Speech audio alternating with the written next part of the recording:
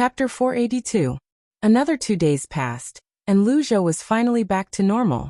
However, the situation in Qinzhou was much more troublesome. The strong wind blew, and many people came out of their houses. Even the officials came out to help with the disaster. Huzi and his men finally arrived at their destination. However, when they saw the first village, they understood the situation. All the houses had collapsed, and there were some corpses lying outside. When they walked over, they could not see anyone. There were also some crooked trees. Hurry up and look around. See if anyone is still alive. Hurry. When Huzi saw this, he did not care about anything else. He ordered his men to run around the village and shout to see if anyone was willing to help. As long as there was some movement, it would be easy to handle. Facing these collapsed houses, they really did not know what to do. They could not dig up the houses one by one. Although it would take a lot of time, what if there was no one inside after they finished digging? Then the people in the other places might have died because they could not wait to be rescued. There's movement. Someone is knocking something down there. Quick, come over here. A guard of the prince's mansion suddenly shouted excitedly. He called out to the others, and the people in the surroundings immediately gathered around. Everyone stopped and listened carefully. As expected, the sound of someone knocking something down in the collapsed house could be heard.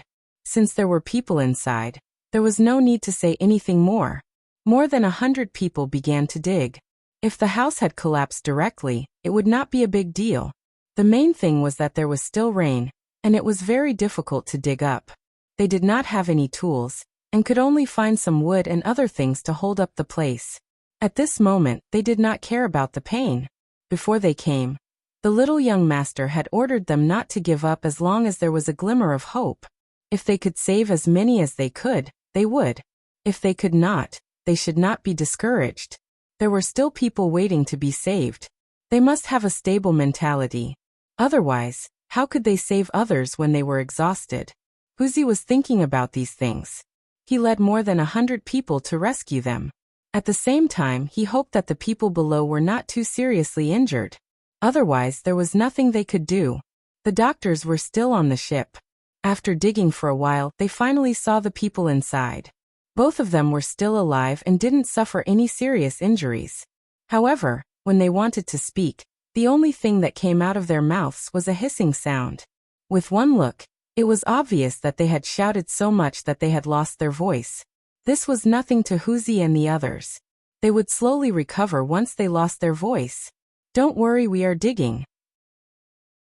We will let you out in a while. Don't talk, you can't say anything with that voice. Huzi was very happy. He had saved people. He didn't expect that there would be people alive today. Everyone worked together and finally exposed the 2 people. A cupboard protected the 2 people, and the 2 people were next to the cupboard. One was big and one was small. The small one was still in the big one's arms. To be precise, he was under the big one. He poked his head out and curiously looked at the people who saved them. These people were wearing the same clothes. He didn't know where they had rubbed their clothes, but one was green while the other was yellow. All of them looked very strong. Furthermore, they were laughing. They should be very happy. Yes, he was happy too. After being suppressed here for 7 or 8 days, finally someone came. The big one was stunned for a moment. He pointed at his mouth and pointed at a muddy hole on the ground that was almost empty. I know. You want water, right? There will be water soon. Huzi said as he took off the backpack he was carrying. He took out a water bag and fed it to the big one. The big one dodged and moved aside, revealing the small one below. He meant to give the small one to drink first. Huzi naturally didn't care who gave it to first.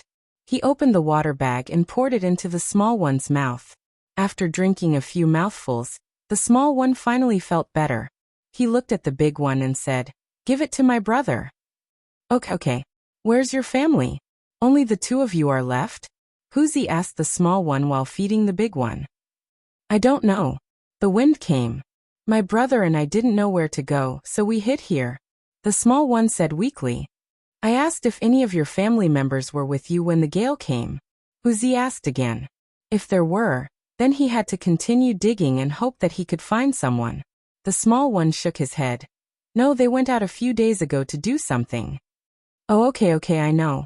It's good that they weren't together. Come on Big Brother's back. Big Brother will carry you out of here. There will be food soon. Don't be afraid. Huzi was relieved. As long as they were not at home, it was impossible for them to be buried. He carried one on his back, and the others carried one on their back. Both of them were already very weak.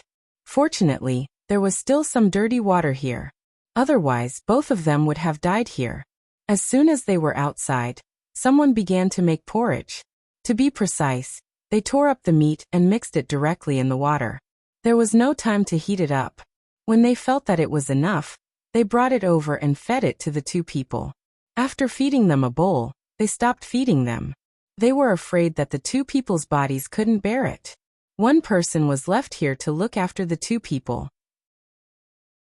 The others continued to shout, and from time to time, they would use a wooden stick to knock on a certain house. If they saw a gap, they would find a way to get in to see if there was anyone inside. This rescue process was very slow. Even if more than 100 people didn't rest for a moment, by afternoon, they only knew if there were people inside or not. Needless to say, there were indeed people. 2 were dead, 4 were alive, and 1 was very seriously injured. Huzi and the others hoped that the ship could reach the river as soon as possible. They had already sent people to carry the seriously injured person over. Not many people had died, in terms of proportion, but Huzi and the others were not in a good mood at all. They really hoped that everyone would be able to survive. At this time, some of the people who ran out came back one after another. When they saw people digging here, they also helped. Huzi saw such people and asked, "Where are you from? How did you get here?" "We are from this village. When the wind came, we knew that the house couldn't withstand it, so we ran. We were afraid that the smaller wind behind the strong wind would blow us away. After running for 2 days, we stopped. When the wind was gone, we could come back to save people." A person who was digging hard said in fear. He didn't know if it was because he was afraid of the wind, or because he was afraid of Huzi and the others. Huzi opened his mouth to say something, but found that he couldn't say anything. Could he ask these people why they didn't run closer, and immediately come back to save people? This was simply impossible. If it were them, they would even be able to stay here and not run. After all, they were guards, and they had to protect others. But how could these ordinary people not run? In particular, they were afraid that they would be blown away by the wind, which was why they ran such a long distance. Now that they could come back to save people, it was already very good. There was no point in saying anything more. The people who came back all ran away when they saw the wind in the sky. It seemed that not many people were buried. This way, Huzi and the others were more relaxed. They began to arrange things for these people to do, and at the same time, they took out some food from their backpacks for them to eat. At night, more than 200 people had returned from the village. They were all helping to dig, and 2 more people were dug out. One of them didn't look like he would survive, while the other fainted. After feeding him some water, he came back to life. At this time, crying sounds rang out. As one person cried, the others also cried. Huzi and the others were also very sad, but they still had a mission to do. They endured their sadness and let the people here continue to help each other find food to eat. Their group began to prepare to leave. "Yes, I wonder where you came from. When I grow up, I will definitely repay you," a child who was dug out asked very sensibly.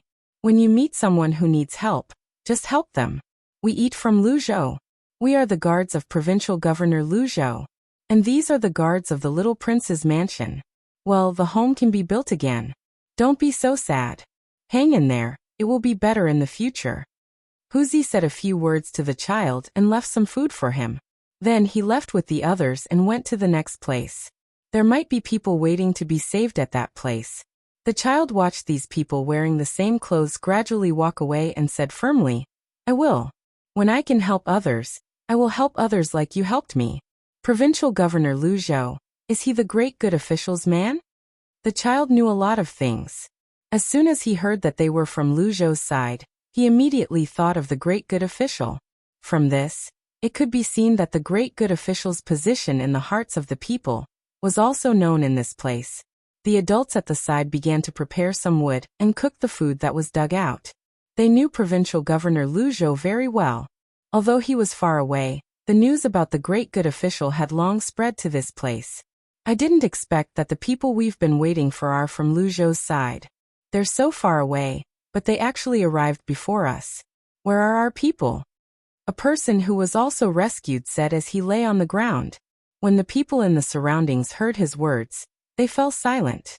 Indeed, Lu Zhou was so far away, and yet, he was able to send someone to rescue them. However, they did not see anyone from their province. They would be lying if they said they were not sad. They did not believe that the provincial governor of their province would not be able to send someone. After all, the great official had sent a bodyguard. Judging from the time, and looking at the spirit of these guards, it was clear who they were. They should be the most elite group of people by the good official's side. The good official could send these people out for the people of other provinces, but the official of his own province still had nothing. How could this not make people feel sad? The child who spoke earlier drank some more water. At this moment he said, "Uncle, if it were someone from Lu Zhou's side, do you think he would be fine?" Yes, if the great good official could send people here, how could he not care about the people on his side? It's a pity that we are not Lu Zhou's people. If only we were Lu Zhou's people. The person who was asked said with a sigh. The people around him had the same thought. They would have a good life if they followed the great good official. If they were the people under the great good official, they would work hard to develop wastelands, work hard to farm, and pay a lot of rent. When the time came, they would ask the great good official to help them build their homes. As for this place, one day at a time, it was good enough to be alive. The Ning family only thought about how to get benefits for their family. The child blinked and suddenly said, "Then why don't we go to Lu Zhou? Won't we be under the great good official's control there? I want to go there." "Do you want to go? When my parents come back, I'll tell them to go there. I don't want to stay in this place anymore. It's not good at all." When the child said that, the others' eyes lit up. Yes, they could go there. Someone had already gone there before. It was not a big deal for them to go there. If it was under normal circumstances, they would be considered refugees. However, after the disaster, it was different. The government could do nothing about it. Therefore, these people began to discuss how to go to Lu Zhou while doing their work. The journey would not be easy, so they had to prepare everything that they needed. We don't have to worry about food. We can eat while we work. We have to be quick. Otherwise, when the people here come, it won't be good if they stop us. We mustn't tell anyone. Everyone, split up and look for those who haven't come back yet. Then we'll leave together, the village chief said. At this time the village chief said. He was not qualified to be the village chief at all. Usually he could not help with anything. But today he decided to find a good place with the villagers. As for the dead, he would find a coffin to put them in and carry them to the place. Or, he would directly bury them here. Anyway, there was a special graveyard for burying people here. As soon as he said that, the villagers began to get busy. Some prepared enough food, some prepared water, and some went out to look for those who had not come back yet. They hoped that they could find those who had not come back as soon as possible so that they could leave together. The way the government was doing things was too disappointing. If no one from Lu Zhou came back, they would rebuild their home. However, the people from Lu Zhou had arrived, but there was no sign of the people from Lu Zhou. If it were anyone else, they would not be able to accept it. It was too sad. Huzi and the others did not know what kind of consequences they would bring to Lu Zhou because of their forced march. They also did not know how much chaos this would cause in Qin province. Even Zhang Xiaobao did not consider this when he made the arrangements. Zhang Xiaobao's idea was very simple. He would send his men over. If they could save the people, he would save them. If they could not, it would mean that the people here were not in danger. However, he did not expect that the forced march could be so fast. This was under the condition that the road was not easy to walk on in the rain. If it was on Lu Zhou's side and the road was easy to walk on, these men would be even faster. Naturally, they would not have to walk. They would have to ride horses. Perhaps it would take less than 2 days to reach the 2 furthest places on horseback. This speed might seem fast to others, but Zhang Xiaobao knew that it was still far from enough. Huzi and the others did not dare to rest at all. After all, they had been training for the past few days. They knew what to do when they encountered unexpected situations. They would be able to hold on for 2 to 3 days as long as they replenished themselves with water and food from time to time. Naturally, after these 2 to 3 days were over, they would need to rest for a long time. More than 100 people continued to march, and after 6 hours, they arrived at the next place. This was also a village, but this village was a bit bigger, and could be said to be a village. When they arrived here, there were many torches, which illuminated this place very brightly. Moreover, they could hear people shouting, "Great! Let's hurry over there. There are already people saving people over there. Let's see if they need anything. We have some medicine and bandages on us." When Huzi saw the scene in front of him, he was happy. With this, it would be much easier for them to carry out their mission. When they arrived at the village, an injured person was dug out. After being buried for so many days, he was still alive. This made the others feel happy, but at the same time, they were also curious. There was a foolish person who did not care about the person's injuries. He asked, "Aren't you the big ox from the east? How did you survive down there? Aren't you hungry? Aren't you thirsty? You didn't do anything to hold on until now?" The foolish person asked with concern. However, he did not think about the other person's condition. If this person was seen by Zhang Xiaobao and Wang Wan, they would definitely think that this person was more like some people who specialized in interviewing people. He did not consider others at all. Huzi rushed over. When he saw the wound on the person's chest, and a section of his ribs had been protruded out, he quickly pulled the person who was still asking the question aside.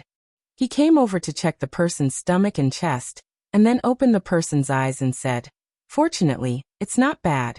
It's just that his body is a little weak, and the bleeding is actually small.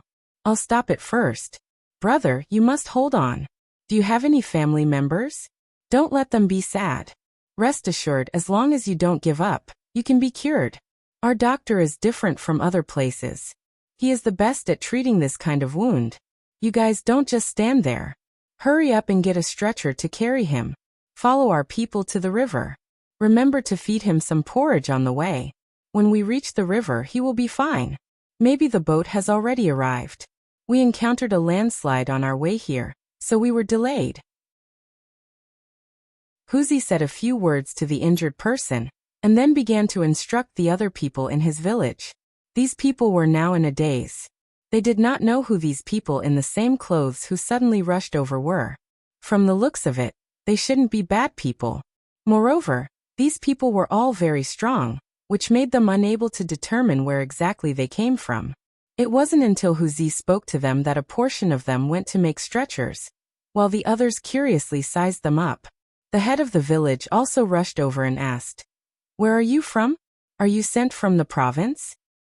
"We're from the province, but not your Qin province. We're from Luzhou. When the wind blew over here, we set off. We could have arrived earlier, but we encountered some unexpected situations. Just now we passed by a village, and we saved all the people there. The second place we came to was your village. Who else is injured? Hurry up and let us take a look. If we can save them, we'll save them. If we can't, we'll deal with them first. Then we'll carry them to the river. Our boat will arrive there. Don't worry about food, there's food on the boat." Huzi really did not want to say these things. If he said this, it would give people the impression that he was showing off to them. However, he had no choice but to say this. He had to give these people a sense of confidence, and that was they had more powerful people behind them. No matter how heavy their hearts were, Huzi and the others had no choice but to pretend that they did not care. They gave people a sense of calmness and determination. As for what would happen in the end, they would have to bear it themselves. Nobody knew if they would have nightmares at night, or if they would spend a long time thinking about saving one less person. The villagers immediately brought them to the injured people and lit up the area with torches. Huzi and the others began to treat those who could be saved. There was nothing they could do for those who were seriously injured. They were busy until morning. Huzi left some medicine for the villagers to feed to the injured people. When the time came, they would carry them to the river and wait for the boat to arrive. After that, they would carry them to the river. After that, They would continue on their journey. They were a little tired of doing so many things consecutively. The only way was to let some of them walk with their eyes closed while the others carried them. This way they could relax a little. When the time came, the people who were carried would take turns to carry them after they had recovered a little. In the Yamen of Qin province, many people had gathered here. At this time, the Tang governor of Ning was ready to send his army to rescue the injured people. Yes, the army. Zhang Xiaobao and Wang Wan knew that since ancient times, whenever there was a disaster in the land of China, the army would always be dispatched. It was to protect the country. However, the Tang governor of Ning was a little late. These officials did not know that before they began to organize, Lu Zhou had forcibly marched a group of soldiers over. Logically speaking, this was crossing the line, but who asked them not to do it themselves? They still did not know the impact that more than 100 people had on their province. The Tang governor of Ning felt that he was a good official. At least he had dispatched the army now. However, his main focus was not on this. Chapter 483.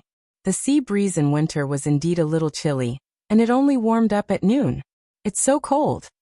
Lu'er hugged her arms and stood at the bow of the ship. A few seabirds on the mast seemed to chime in with her. Zhang Xiaobao and Wang Wan also stood on the deck. The two of them were not like Lu'er, who only wore a single layer of clothing. The winter here was not as cold as Hainan Island, and sometimes it was necessary to wear more clothing. Xian Air, Weiwei, and Li Sun also came along. The few of them wanted to find some islands and build some buildings on them, so that it would be more convenient for boats to sail at night. In fact, they were building lighthouses.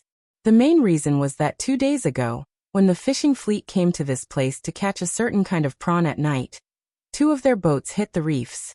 Even the most experienced fishermen were unwilling to come to this place at night, even if the prawn was very valuable. If they were not careful, they could easily lose their lives at sea. Not only were there many submerged reefs, there was also no pattern to the current here. The experienced fishermen had yet to reach the realm where even if there was no pattern, it was still a pattern. The 2 boats that hit the reefs were towed back, and the people on board were rescued. When Zhang Xiaobao and Wang Wan heard about this matter, they discussed it seriously. In the end, they decided to build lighthouses wherever there was a possibility of danger. The bigger ones would be built on the bigger ones, and the smaller ones would be built on the smaller ones. They would leave people to watch over them, so that it would be easier for the fishermen to go fishing at night. This was nothing compared to the prawn that cost 200 copper coins per caddy. Zhang Xiaobao and Wang Wan did not know what kind of prawn it was, but the taste was indeed different. The most important thing was to draw out the area of influence, and use these lighthouses to gather the people's hearts. Just like in Zhuangzi, whether it was day or night, it always made people feel safe. If it was successful, Zhang Xiaobao and Wang Wan planned to build more lighthouses like this. They planned to build more lighthouses further away, and connect them with nets. Not only could it provide convenience for their own fishing team, but it could also attract fishermen from other provinces to fish here. Zhang Xiaobao stood at the bow of the ship and looked at the soaring seabirds as he said, "Light can always guide the way forward. There are too few experts who can explore the dark by themselves, so let's give them light." "What about the darkness? I finally know why you want to bring your father here. You want to make a move on the surrounding countries, or should I say, those tribes. Building a lighthouse to protect the fishermen here is just one aspect of it. Now I have guessed it." Although building so many lighthouses is a lot of investment, as long as there is a lighthouse, there will be fishermen fishing at night. Tell me what you plan to do next. I want to know how you plan to do it. Wang Wan stood behind Zhang Xiaobao. She did not think that Zhang Xiaobao would build a lighthouse so far away on a whim. They were already half a day's journey away from the shore. Looking at the situation of the ship, Zhang Xiaobao seemed to want to continue going further. "Let us bear the burden of darkness and evil. I don't want to use force to deal with the surrounding countries and tribes. Lighthouses are used for sailing at night, but they can also be used during the day. I will put up a flag to guide the fishing boats. I will arrange at least 3 people at each lighthouse. These 3 people will stay here for 3 months. When the time comes, they will change shifts. After the dock here is built, I will send a big ship to patrol the area where the lighthouse is. The 3 people guarding the lighthouse must know how to cook, and they can't be too bad. They can be trained. At that time, whether it is day or night, the fishermen will be able to eat good food at the lighthouse. They don't have to eat the things that have evolved into sushi and rice balls in Japan. Don't underestimate such things. It is very important for the cohesion of a people. This is the feeling of home. Zhang Xiaobao finally showed his fangs. He was going to invade the surrounding countries and tribes. Wang Wan also knew that she could not stop this. The reason why she could guess that Zhang Xiaobao wanted to make a move on others was because she also thought so. There were a lot of resources around, why not? If you leave them, will they be grateful? Will they wait until they are strong enough to scheme against you? But Wang Wan always felt that this investment was too big, especially when they used a big ship to patrol in the future.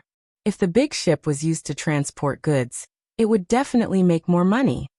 I am asking you how to scheme against others, not cooking and cohesion. Also, how many ships are you going to use? Are there any people on them? Oh, you are asking this because you think that it is a waste of resources to have more ships, right? This matter is easy to understand. What is the use of more than 20 aircraft carrier formations? What is the use of more than 10 aircraft carrier formations in our country at that time? Subduing the enemy without standing still is a deterrent. I feel that the patrol ships can be formed into a group of 2. There are also 20 big ships docked at the Qinzhou Pier. They can be divided into 2 groups. One group will stay behind, and the other group will be ready to go out and help us. It is easy to solve the problem of manpower. If we don't have enough people on our side, then we can recruit from other places. This is not an invasion. Military force is only a guarantee of peace. Think about it. If we set up a lighthouse on a small island further away, or even send a big ship to a place that has not been built, and connect it to other countries nearby, who do you think will be the happiest? Zhang Xiaobao knew that this matter had a long way to go. But if he did not do it, it would always be so far away. If he did it, it would slowly develop. Who? Of course it is the fishermen. They can go fishing further away. Don't tell me you want the fishermen to argue with them, and then send troops over? Wang Wan suddenly thought of this point. Zhang Xiaobao was a little helpless. He said to Wang Wan, "Can we not go and kill people? The happiest people are actually the merchants. They have the best sense of smell. When the time comes, they will carry out all kinds of trade with the other side. This military force is to prevent the locals from clashing with them. Who would use war to solve a problem if it can be solved through economic means?" Ah, so that's the case. I thought you wanted to exterminate the other people so that no one can bully our country in the future. Wang Wan understood now. I won't do that kind of thing. If you are not weak, how can others bully you? Just like when my father first came here, the 4 judges wanted to show off their strength. But look at the result now. Even if everyone in the world is killed and only our people are left, there will still be conflicts. There will be conflicts. There will be conflicts. There will be conflicts. There will be wars. In a big way, without wars, there will be no progress. In a small way, you have cream cake and I can only eat cornbread, and it is that kind of coarse flour. You have a small handgun, and I have a sniper rifle. Do you think I will protect my cornbread and maintain peace with you? Zhang Xiaobao understood this kind of human nature very well, so he never complained.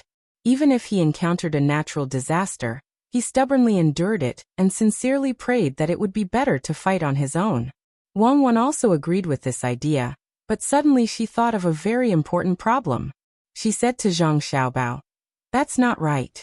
Your military force is to protect the merchants, but can you guarantee that the merchants will trade fairly with those people?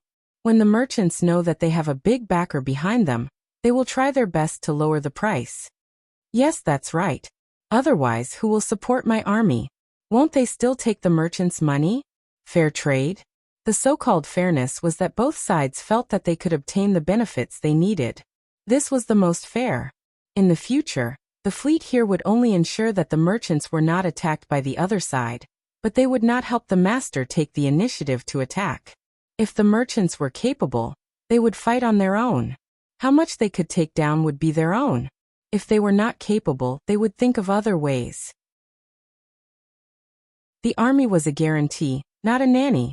Of course, if the merchants had the ability to provoke others to attack them, the fleet would be mobilized. This was also the merchants' ability. Actually, you are right. This is a kind of invasion. Under the protection of military force, a harmonious one-sided trade is established. That is why we control the merchants. The purpose is to maintain this very unfair one-sided trade. The merchants on our side who break this rule will have to consider whether they have the strength to resist the merchants. If those countries and tribes are smart, they will use this temporary one-sided trade to develop themselves. Foolish people will immerse themselves in the wealth of the land and enjoy it. In this situation, who is the rabbit and who is the wolf? The winner is obvious. I respect the rabbit who can leap over the eagle, but I will not pity the wolf who huddles in a ball and waits for death. Under the influence of the abstract concept of a country, Zhang Xiaobao was not willing to plunder the people of his own country. But when it came to the outside world, he could not care less. The world was so big, and he was not a lord, so there was a selfish side to him. In his own country, what he did was to reap the benefits. But when it came to other places, it would be in terms of resources. Even if Zhang Xiaobao was Gautama Siddhartha, Muhammad, or Jesus, there was no lack of war. Who did not have blood on their bodies? Those doctrines were the excuse for their invasion. Zhang Xiaobao's excuse was that they had something good, and he wanted to take it. Wang Wan was about to say something when Li Xin came over and asked, "Xiaobao, is your family really willing to invest so much money to build lighthouses? One lighthouses might not cost much, but if there are too many, it will not be something that an ordinary family can support. Why don't I invest some money too? My family can support it. If you want to join us, just say so. You don't have to pretend to help. Do you believe that my family will send the news back in 10 days, raise 200,000 strings of cash in 10 days, and ship it here in 2 months?" Zhang Xiaobao did not care about Li Xin's identity. Li Xin usually said the same thing. He acknowledged your strength, but was not willing to be suppressed by you. If you were strong, he would give you something. As for respect, don't count on it. The only respect he had for Li Longji was that he was sometimes considerate of the people. I believe. How can I not believe?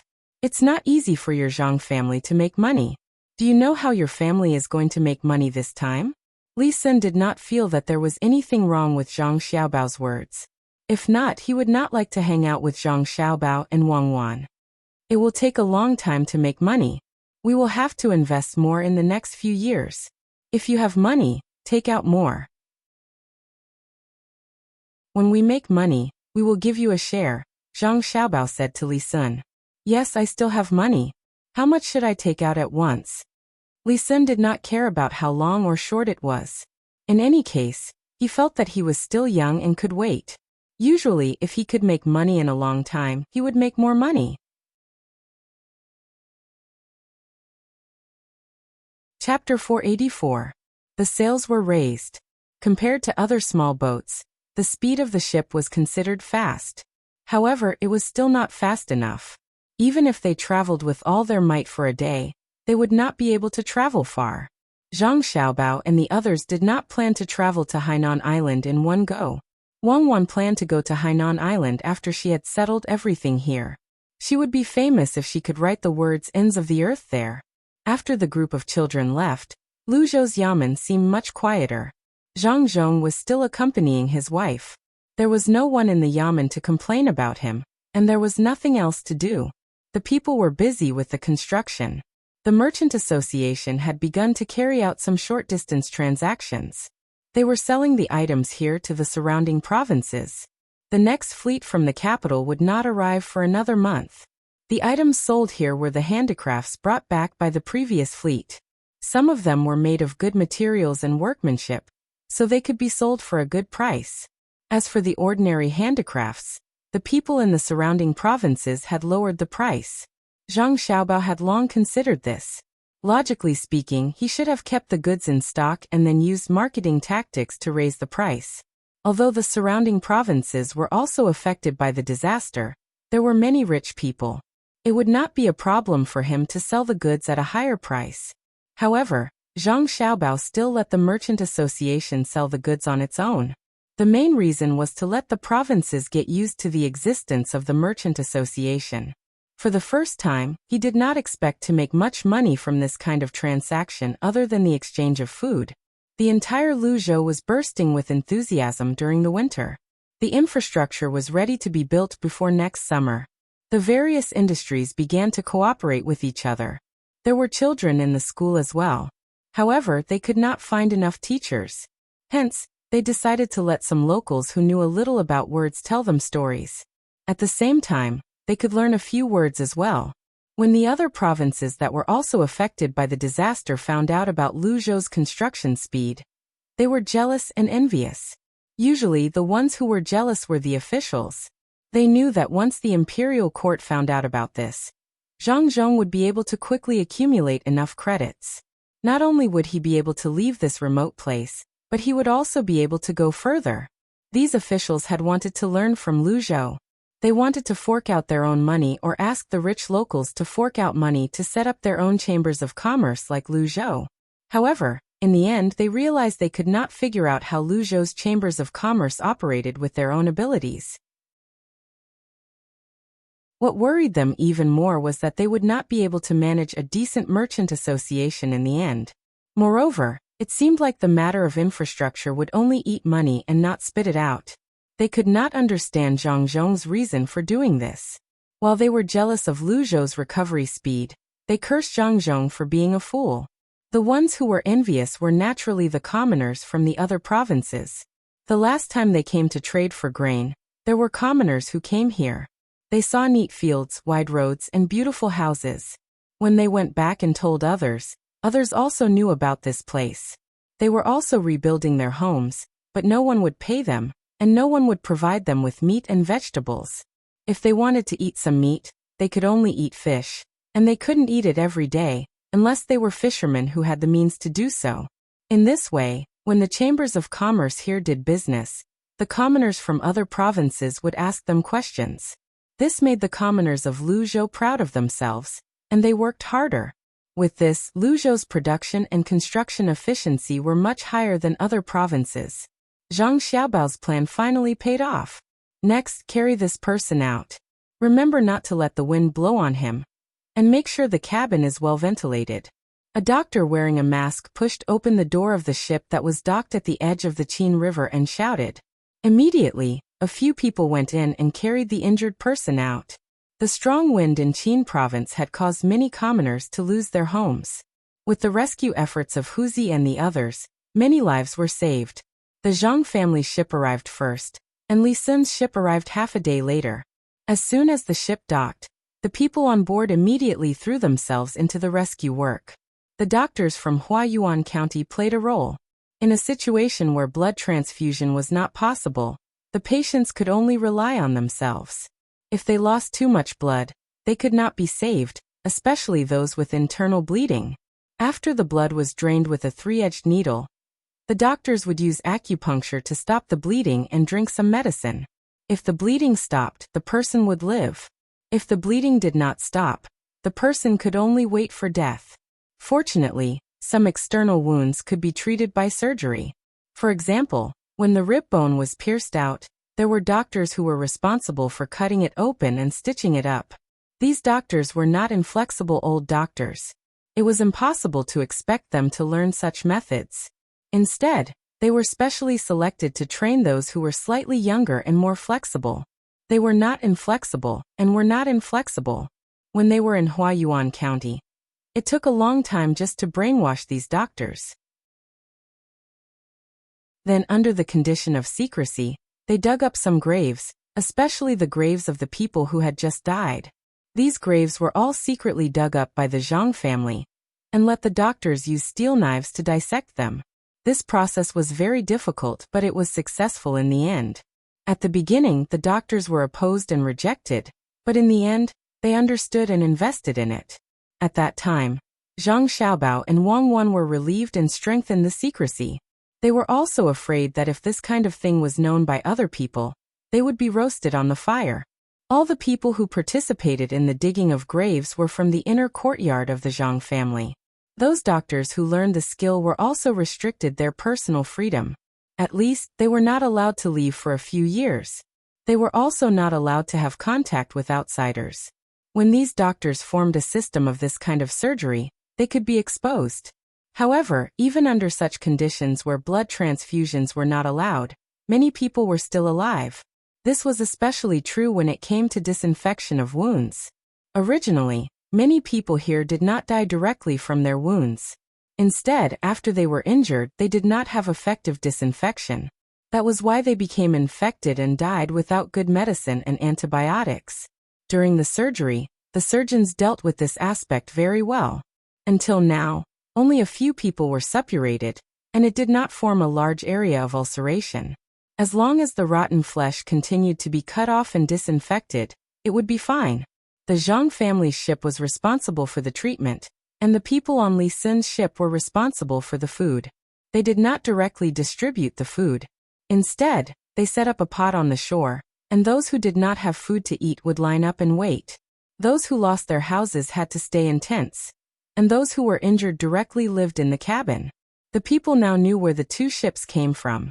When the people of the province did not care about them, Lu Zhou sent people over.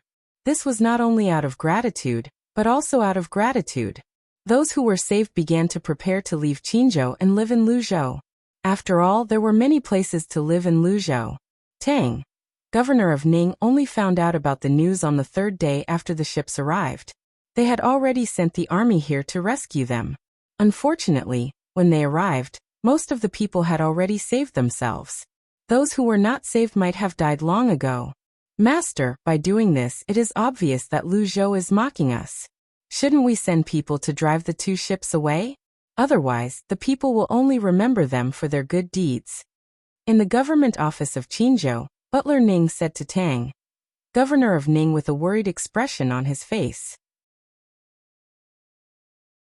Tang, governor of Ning, did not expect Zhang Zhong to send two ships over, and also a small team of more than 100 people. It was too fast, or at least that was what he thought. For the small team, Huzi felt that they were too late. If the road was better, and if they did not encounter a landslide on the way, they could have arrived earlier and saved more people. Tang, governor of Ning, knew that there were many doctors on one of the two ships. Many injured people were sent there, and some people who could not be saved under normal circumstances were also saved by them. There was also the porridge that was distributed on the ship, and there were also people lining up to get it. This was like a slap to his face. Hearing the butler's words, Tang, governor of Ning, was about to agree, but he suddenly changed his mind. He was a little worried that if he really sent people to drive the ships away, the local people would riot before Lu Zhou's people could do anything. Then he would be finished. It was not his fault that the disaster happened. If he wrote a memorial to ask for forgiveness and mentioned Zhang Zhong, he might be able to get a small punishment, such as losing his salary and so on. He was not afraid of this. It did not matter even if he did not get his salary for a year. However, once the people riot, no matter whether he suppressed it or not, he could not expect to continue to be an official. The foundation of the Ning family was here. With a provincial governor, he could do a lot of things for the family. Master, please say something. Are you driving them away? If you want to drive them away, I will arrange it right away. The butler saw that the master did not say anything, so he asked again. Drive them away? You can't drive them away. See how much food is left in the mansion. Ask someone to send it over there and cook porridge for the people. We can't let Zhang Zhong take all the benefits. Tang, governor of Ning, thought about it, and felt that since he could not drive people away, it was better to learn from the master. He wanted to win back some people's hearts. Besides, the food here did not belong to his family. If there was no wind, he could still be greedy. But now he could only take it out. The butler was not stupid. After hearing the master's words, he immediately understood the meaning. He nodded and said, Master is right. Then I will go and prepare. Master, why don't you go over there and see for yourself and ask about the situation of the people? Okay, prepare the carriage. I will go and have a look. Tang, governor of Ning, did not object to this proposal. Since he could not take out more things, he could still go over. He believed that as long as the people saw him go over, They would be very happy.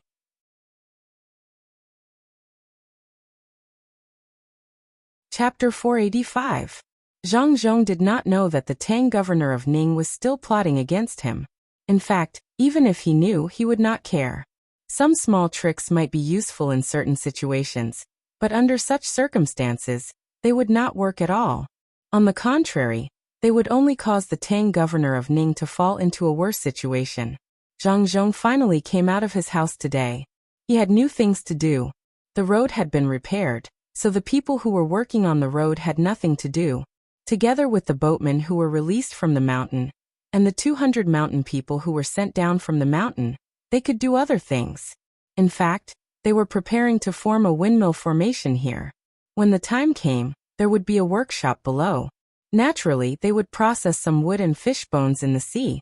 Lathes made of stainless steel were not so precise, and were very easy to break down. However, Zhang Xiaobao and Wang Wan still insisted on making this thing. At least it was faster and easier than manual work. There was no need to worry about damage. If it broke down, they could just do it again and learn from it.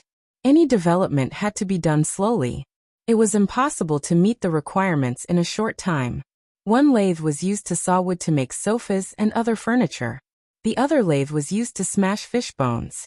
The good fish bones were made into bone powder for people to eat, and the bad ones were used to feed poultry and livestock. If this kind of resource was not used well, then it would be a waste of the sea. There were also some other lathes that were turned to see if there was anything wrong with the structure, so that it could be adjusted when the time came. This was not made by Zhang Xiaobao and Wang Wan, but by the craftsmen at home. Even if it was just an experiment in this aspect, it was still the first step. After the road was repaired, the people on the mountain were gathered together. The mountain people were very cautious. Even if they knew that the new official was a good one, they still had a trace of suspicion and distrust. Zhang Zhong looked at the people standing in front of him, organized his words, and said, "Whether it is the people living on the mountain or the people who originally lived here, we will have to work together in the future. Don't attack each other. In my opinion, we are all the same people. Someone will tell you what to do in a while. Now eat something first. After eating, we will start working." Zhang Zhong actually had a lot of things he wanted to say, but he didn't know how to say them, so he only said a short sentence. The local people could understand, but only 2 people who came down from the mountain understood Zhang Zhong's words. The 2 of them were temporary interpreters, and at the same time, they were responsible for taking care of the people who came down. They repeated Zhang Zhong's words to the people and made arrangements. Only then could they be considered to be working together. "Xiaobao, where are we going? This boat is too slow. It's a pity that there are only 2 boats with propellers, and both of them went to Qinzhou." On the sea, Wang Wan ran to the lookout tower and pulled Zhang Xiaobao up as well. She used her thousandly eyes to look at the endless sea and asked, "Let's sail for another 2 days. We'll go wherever we can and then circle back. There are a lot of sharks here. It seems that we can't come here to fish or do business. If we're not careful, we'll be eaten by sharks." Zhang Xiaobao did not think of going anywhere in a short time. Relying on the boat alone would take too much time. Along the way, he saw many sharks. He had been to the sea before, but he had not seen so many sharks. At this time, he was thinking of how to reduce the number of sharks. As long as they did not threaten the boats, it would be fine. Even without these sharks, we can't use small boats to carry goods and do business. If a bigger wave comes, the boat will be finished. Furthermore, there are no satellites or anything like that. We can only rely on human judgment to avoid the strong winds. If we send out small boats, there will be no more. Sharks are good. There are many shark fins, shark people, and shark skin. Anyway, the shark's body is good stuff. Before people hunt sharks, even if we kill them, we will not be able to kill them all. It's a pity that we have not seen any whales yet. Otherwise, we would have thought of a way to catch a few. That would be more valuable. What do you think we should do to deal with these sharks? The local fishermen's method of killing sharks is too bad. We have to think of a way. One is to make the fishermen safer, and the other is to sell the sharks and make a lot of money. Wang Wan did not have the slightest idea of protecting this kind of shark. She just wanted to get benefits from it. Moreover, she also liked to eat shark fins. Zhang Xiaobao saw another shark swimming by. He thought for a moment and said, "It is not difficult to catch sharks. We can use a few big boats and some iron nets. It is expensive. When the time comes, we can use a thick rope to tie them up and sink them into the water. Then we can catch a few pigs, cut some holes on the pigs and throw them into the water. Naturally, sharks will come to eat. When there are more sharks, we can lift the net. Or we can use an ordinary net and make it sturdier. It is also fine to drop stones and sink them. It is not as good as iron nets. Yes, we will do that. When we go back, we will wait for the next big boat to come and take a few boats to catch sharks." Zhang Xiaobao thought of a way to catch sharks. Wang Wan also knew that this method was not bad. If they were proficient, they could even keep catching sharks. As long as there were sharks nearby, they would be attracted by the blood. The only thing to consider was whether the iron net had thorns. If it had thorns, it would be better if the shark's blood flowed out. But in that case, the shark's skin would be damaged, and it would not be valuable to make things.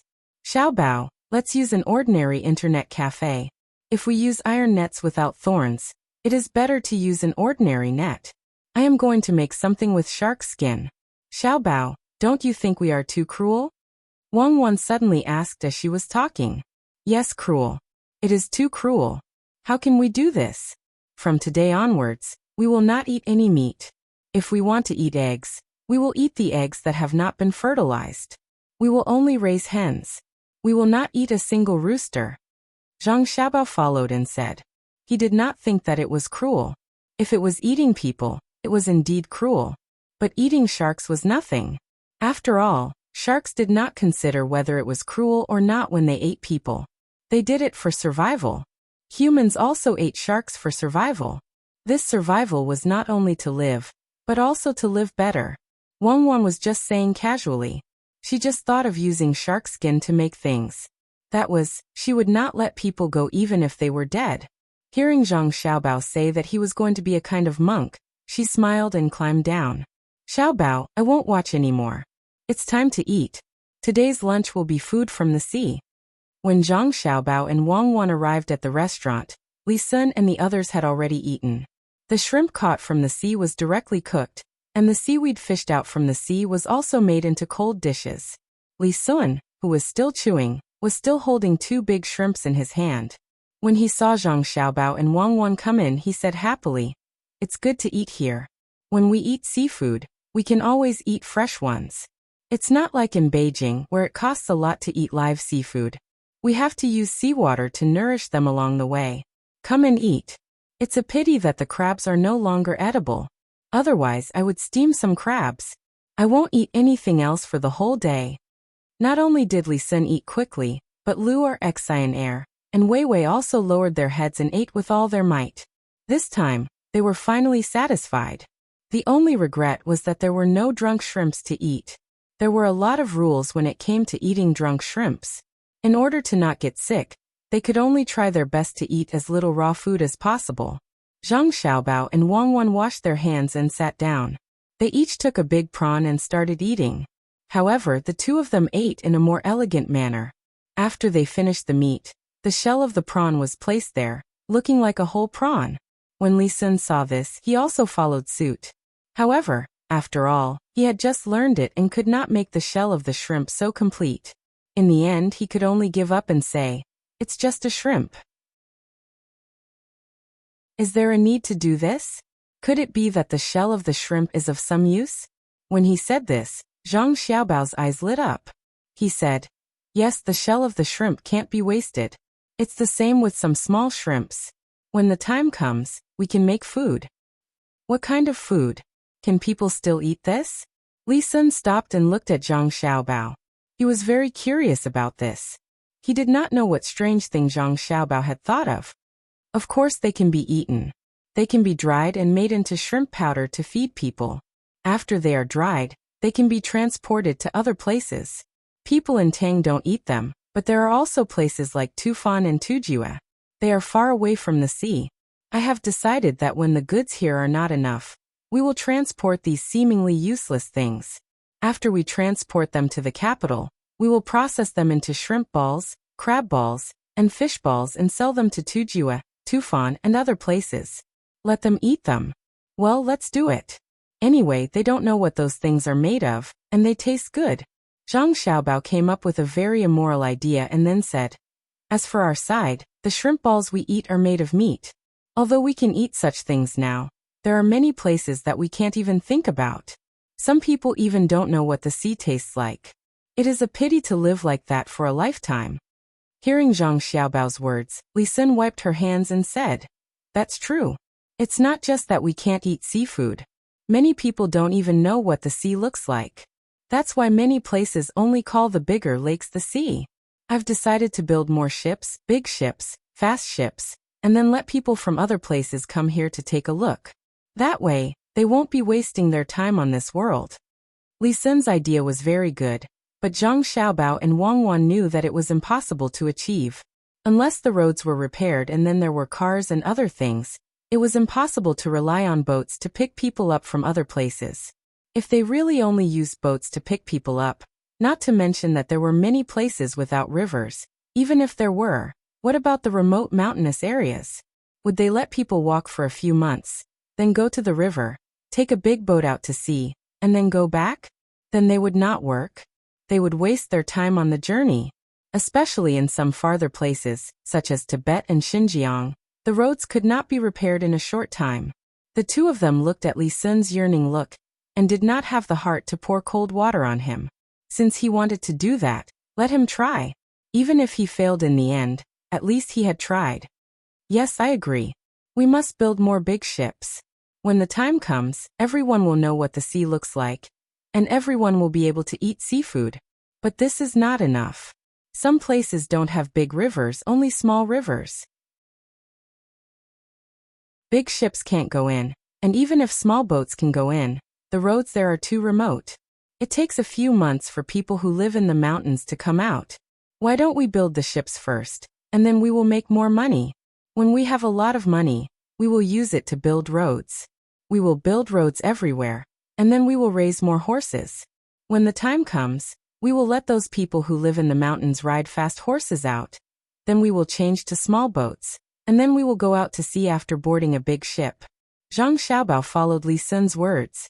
First, there was a goal, but whether it could be achieved was not known. However, Zhang Xiaobao felt that it was very difficult. Not to mention now, how many times did he and Wang Wan not see the sea personally? They saw it on TV and other things. Li Sun did not think so much.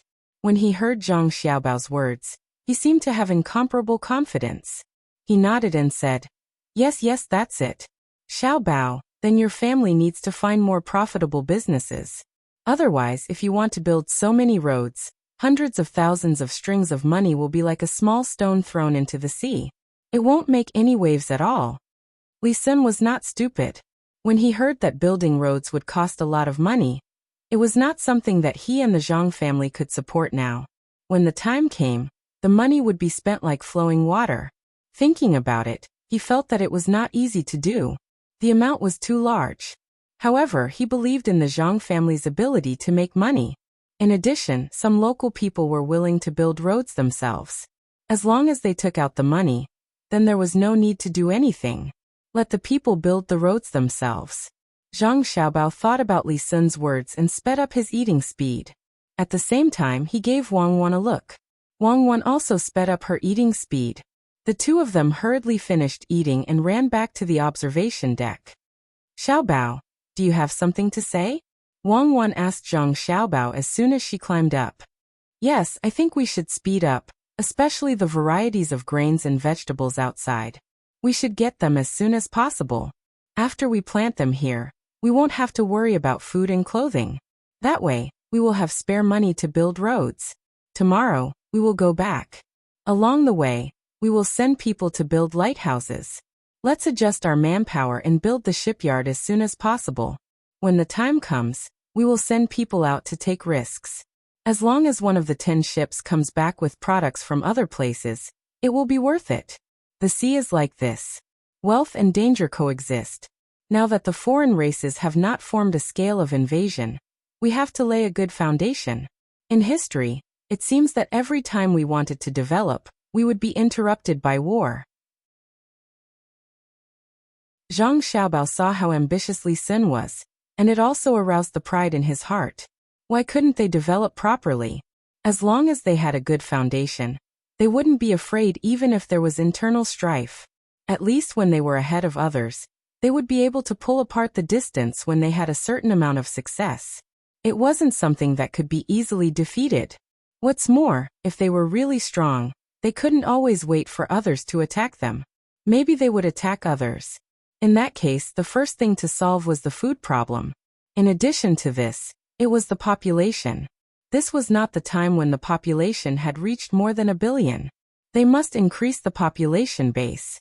When Wang Wan heard Zhang Xiaobao's words, she immediately understood what he was thinking. She also agreed with this point. After living a good life in her family, she could think about making the motherland strong. She held Zhang Xiaobao's hand and said, "No matter what, it's useless to worry about it. After all, it seems impossible to find and transport the things back every few years. It's better to deal with the matter in front of us first. It's now the Kaiyuan era, and it hasn't reached the peak of the Kaiyuan era. There's still time to do it, there's no hurry." Yes, there's no hurry. It's still early. Let's stay one more day and do it bit by bit. When the time comes, do you think we should organize people to go there to make money? This matter is really very complicated. The most afraid thing is that the people in power are not willing. Zhang Xiaobao also felt that he was a little anxious. Just now he was influenced by Li Sun. Even a person like Li Sun wanted to let everyone see the sea. So how could he and Wang Wan be worse? Wang Wan also thought of the matter of asking people to go elsewhere. What if too many people went there and brought their families there? What would happen if they settled down there? Who would they listen to in the future? This problem was very difficult to solve. Not to mention the current Great Tang. Even after the rise of the industrial era, when the speed of ships increased, many colonies still became independent. Those who wanted to establish an independent colony were not the local people's ideas. Most of them were people who had colonized other places. They were the ones who would gain more benefits. Well, it was a very difficult problem to solve, unless there was something that could restrict them. Xiaobao, let's not think about things that are so far away.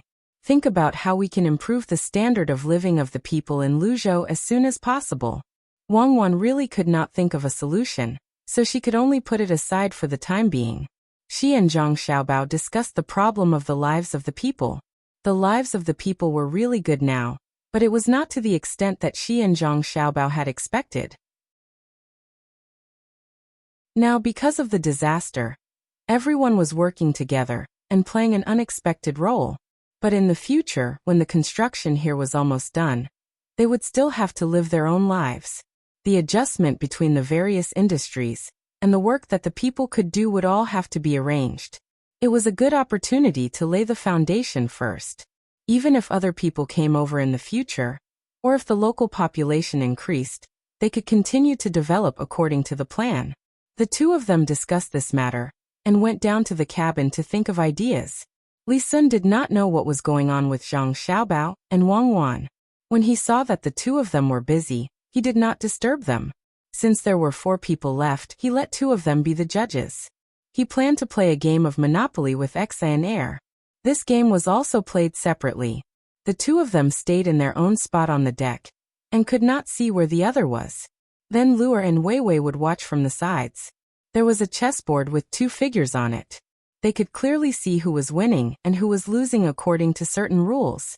When the time came, they could determine who was winning and who was losing according to certain rules. This kind of game was not suitable for people who were not well off. There were too many props. It was already good enough that several children from ordinary families could share a map. They could only play dice. The cries of the seabirds and the sound of the waves crashing against the ship made the ship seem very peaceful.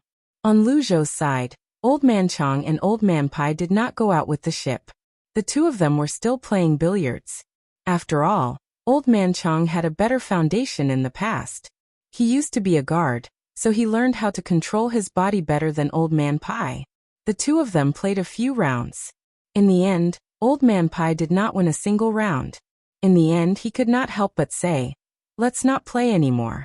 You must have secretly practiced while I was busy with other things. After I'm done with my work, I'll practice as well.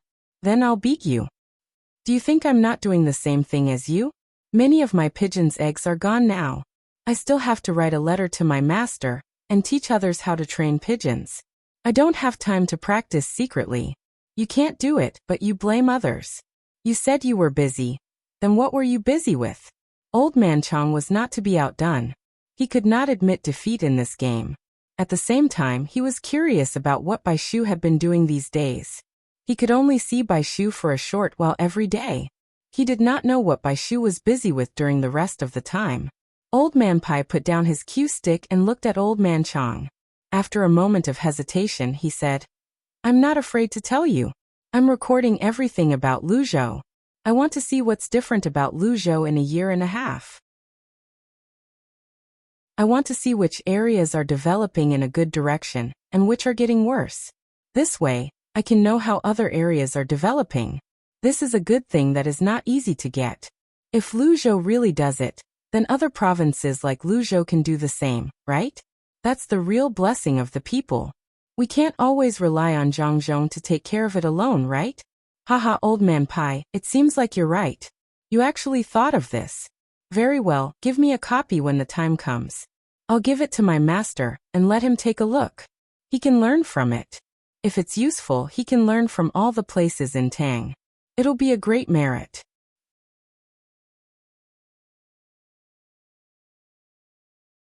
Chapter 486. This is Yaowang Mountain.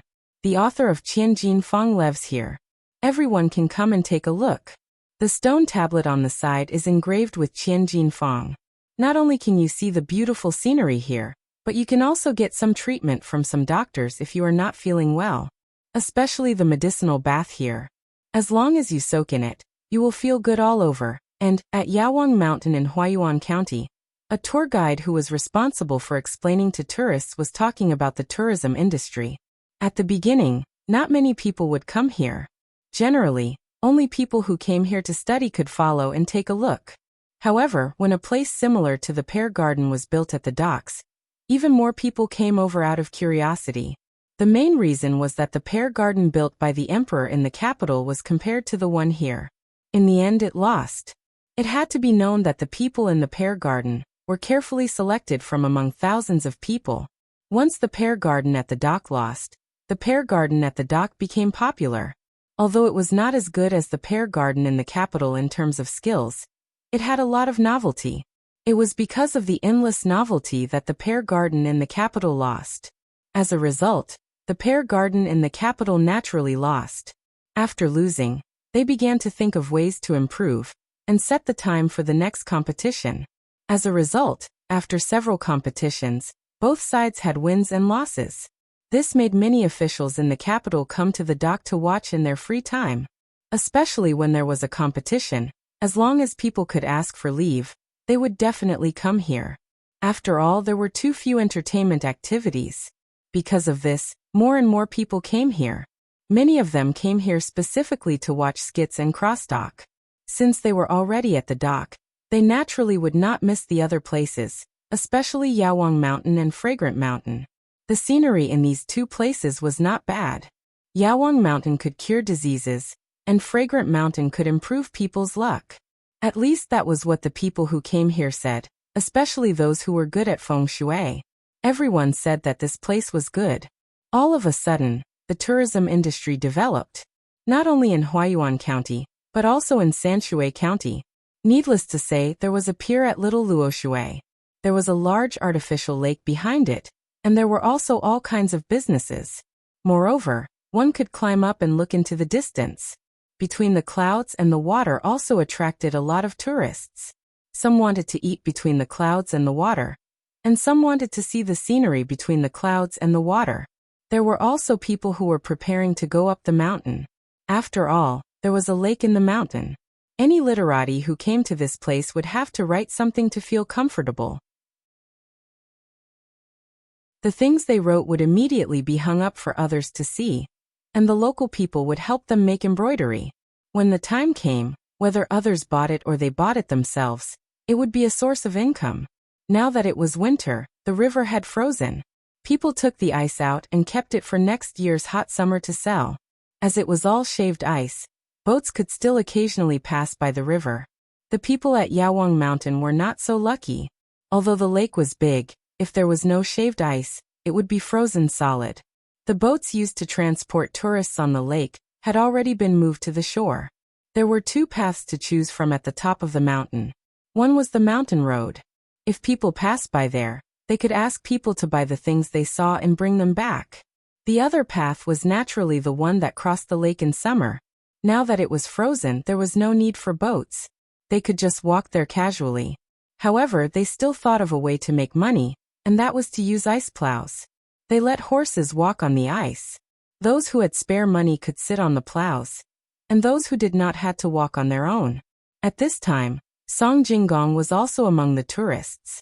The Zhang family and the Wang family had left. Although he was in charge of the little Luoshui pier, he still had to take care of other places. This was the right given to him. He came here today to see how the development was going. In the end, when he saw the ice plows, he decided to go back and make one at Little Luoshui. There was also a lake there, and it was connected to the river. Some goods could even be transported on the ice, provided that they could not continue to use shaved ice. It seemed that those people had accumulated enough. In another 2 days, it would freeze again. At that time, they could try to transport goods on the ice.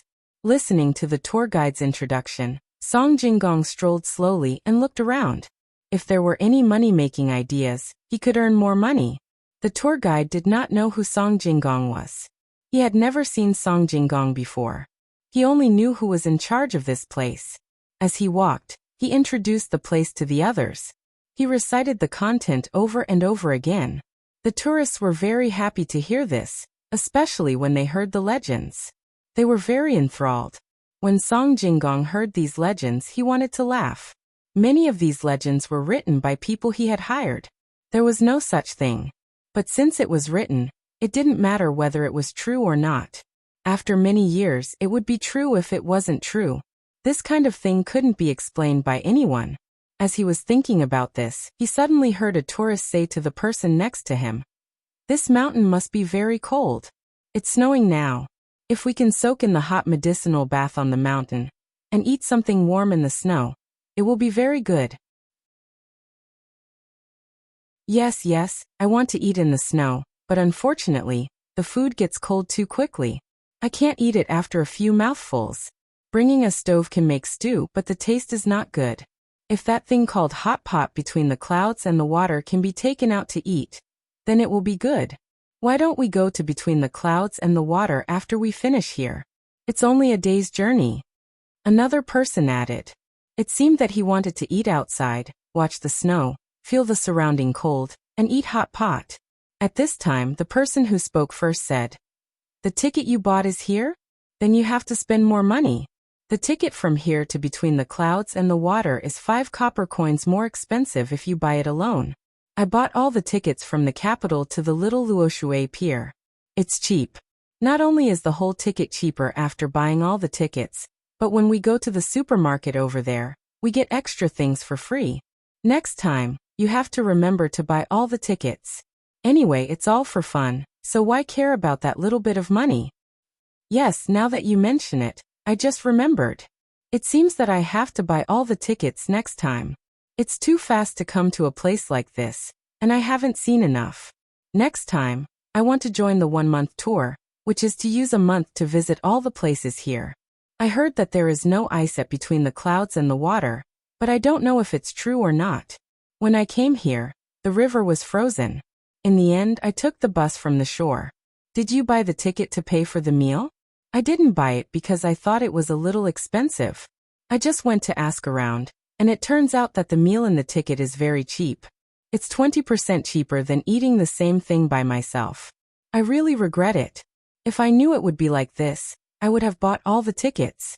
Also, the bus and the plow, the more you buy, the cheaper it is. I can only spend my own money for lunch today.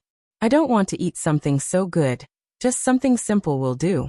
The person who didn't buy all the tickets seemed very regretful when he talked about the meal. The person from before also said, between the clouds and the water naturally doesn't freeze. I know that. Not only did they dig out the ice, they also put a smokeless charcoal brazier on the water to make the water vapor come out. It looks hazy, making people feel like they are in the clouds. This is the most beautiful moment between the clouds and the water. You're talking about the meal ticket? I didn't buy it either. When I came here, I also thought it was expensive. Now that I know it's cheap, I have no choice but to eat the expensive things. You say, if everyone buys more meal tickets, then won't this place not make much money? Why is that? Those bartenders didn't even think about why they agreed to this place called the tour group and charge less money for the meals they brought with them. The two people couldn't understand as they talked. After listening to them, Song Jinggong understood why. It was because they had done something bad. The tour group had a doctor with them. Those who didn't go to the designated places to eat would get sick. Those who didn't go to the designated places to eat would get sick. Those who didn't go to the designated places would get sick. Those who didn't go to the designated places would get sick. In this way, those who didn't want to pay the tour group wouldn't be designated by the tour group. After a few bad things, all the restaurants and all kinds of places that did business had to pay the tour group, hoping that the tour group would designate their places. Only in this way could they have customers. Otherwise, they wouldn't have enough money to rent the place. At the same time, not only did they have to pay the tour group a part of the money, but they also had to give the tour group a part of the profit from the things they sold, including the meals. Also, the price of the tickets sold by the tour group had to be reduced. At that time, when all these things happened, some people stubbornly refused. In the end, other people's businesses got better day by day. When they made a lot of money, they couldn't even earn back the rent of the place. Helplessly, they had to agree to the tour group.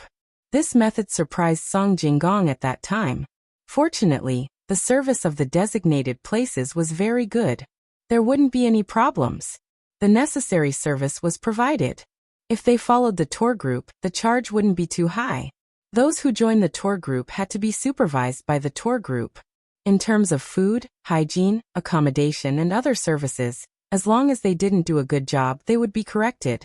Before they passed the standard, they couldn't be designated by the tour group again.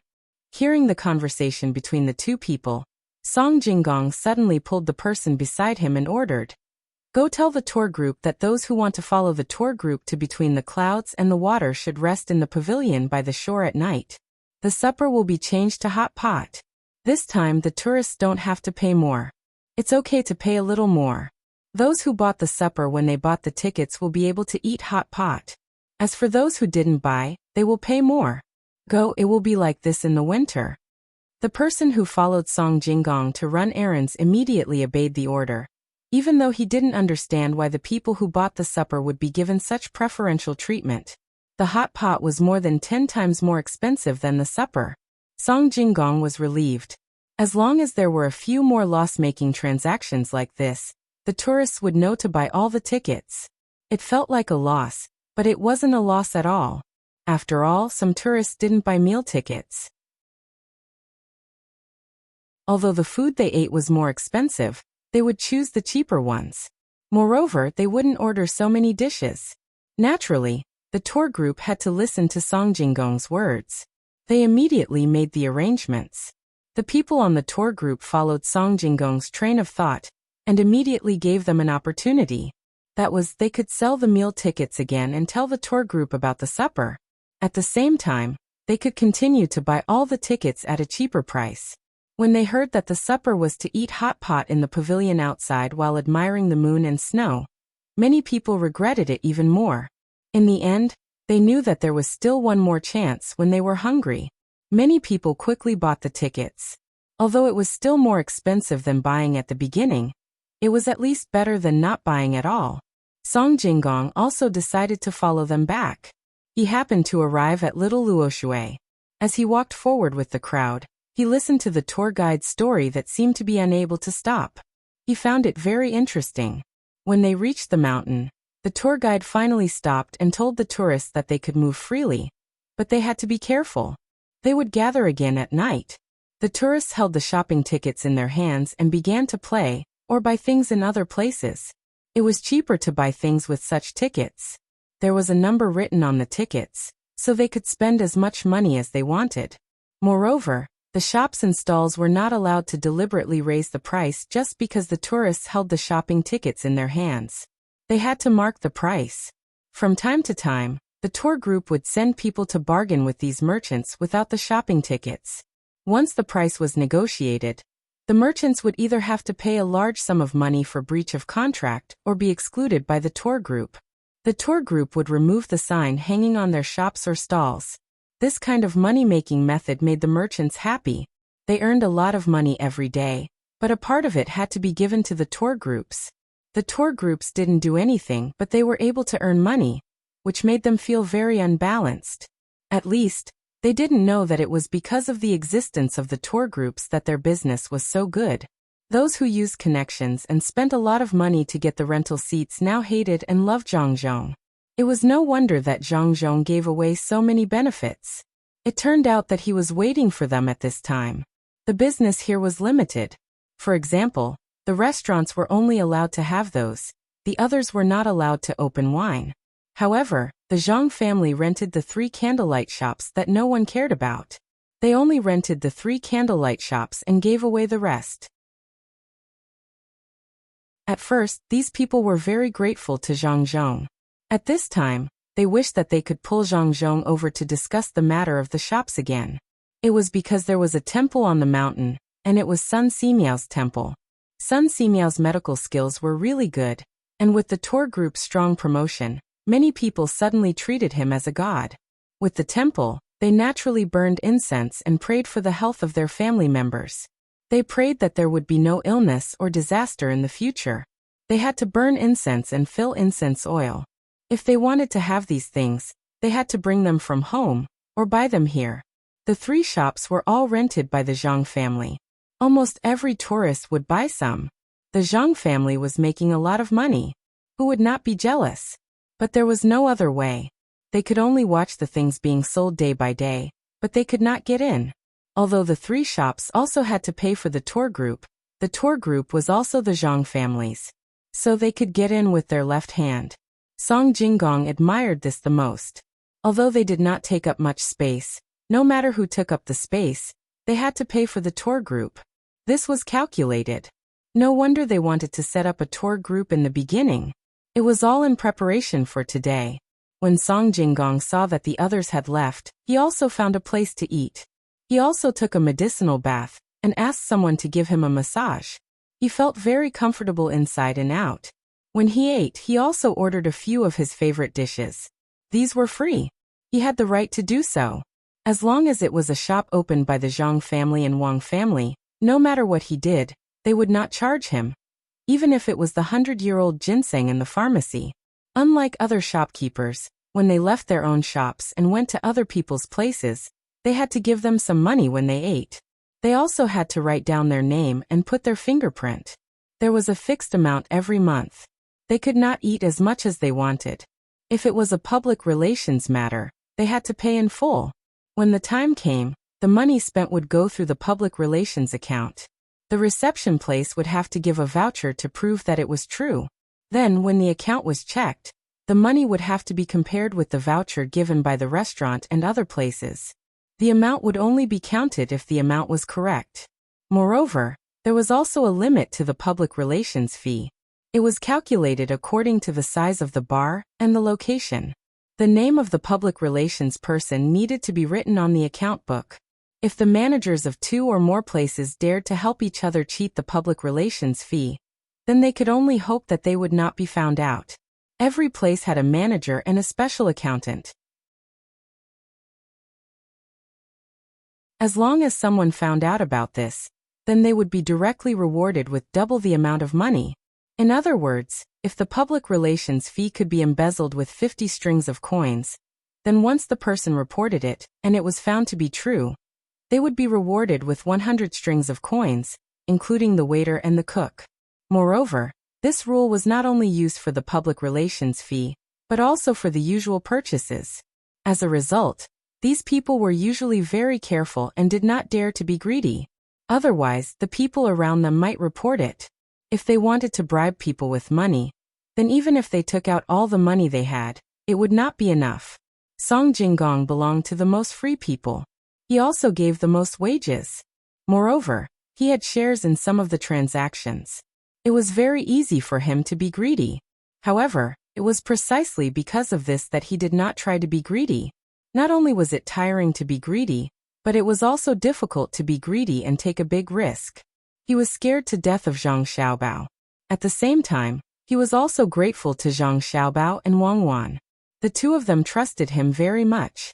If he really did something wrong to the Zhang family and Wang family, would he still be a human? Therefore, Song Jinggong never used this kind of treatment on others. Even if it was a good friend, he would spend his own money to treat them to a meal. He only used this kind of privilege when he was enjoying himself. After taking a bath and having a meal, Song Jinggong was about to take a break. Just as he was about to follow the tour group to Little Luoshui, the person in charge of delivering the news rushed over and said to him, "There's no need to worry. Young Master Song, we just received news that the Yellow River Shipping Company wanted to stop our ship this time. They said that they lost something on the ship and wanted to check it. However, they were deterred by the force of our people on the ship. They rushed over and sent a fast horse here to report the news. Yellow River Shipping Company? How could their goods be on our ship? What are they trying to do?" Song Jinggong frowned when he heard the news. He usually had no contact with the Yellow River Shipping Company. Although he had approached them to cooperate, they had refused. What was the meaning of this? Checking the goods? Could it be that he wanted to buy those goods from Lu Zhou at a cheap price? Song Jinggong could not figure it out. He tapped his leg with his hand and thought about it from the perspective of the Yellow River Shipping Company. If he was a member of the Yellow River Shipping Company, what was the purpose of this? Did they not know who was behind this fleet? Or was there some other backer supporting him? Checking the ship? Did they want to check the structure of the ship? They would not dare to do this even if they were given several guts, especially a triangular sail ship. This was something that only the Zhang family, Wang family, and Li Sun could use. No one else was allowed to use it. Song Jinggong, who could not figure it out, asked the informant, "Is there any other news?" "Yes, and the Yellow River Shipping Company has also gotten a lot of big ships. I heard that there are 20 of them. They are buying something here. The things they are buying are very strange. They are actually some leftover fur and some books. I don't know what they want to do." The informant continued. Song Jinggong was stunned for a moment. Then he laughed, shook his head and said, "I understand now. Sell the leftover fur from our side to them." "Wait, don't sell them first. Buy them first. They need to spend a lot of money to buy them. Raise the price. They have so many ships, and they won't be able to get enough in a short time. Let's give them a hand." "Well, that's it. Spread the news that Little Luoshui is buying a lot of leftover fur at a high price. Then, find a way to transfer the leftover fur to someone who has nothing to do with us. Ask him to sell it to the Yellow River Shipping Company. If we can cheat them once, we will." "Young master, do you know why they are buying the leftover fur?" "I am curious." The informant did not leave immediately. Instead, he asked curiously.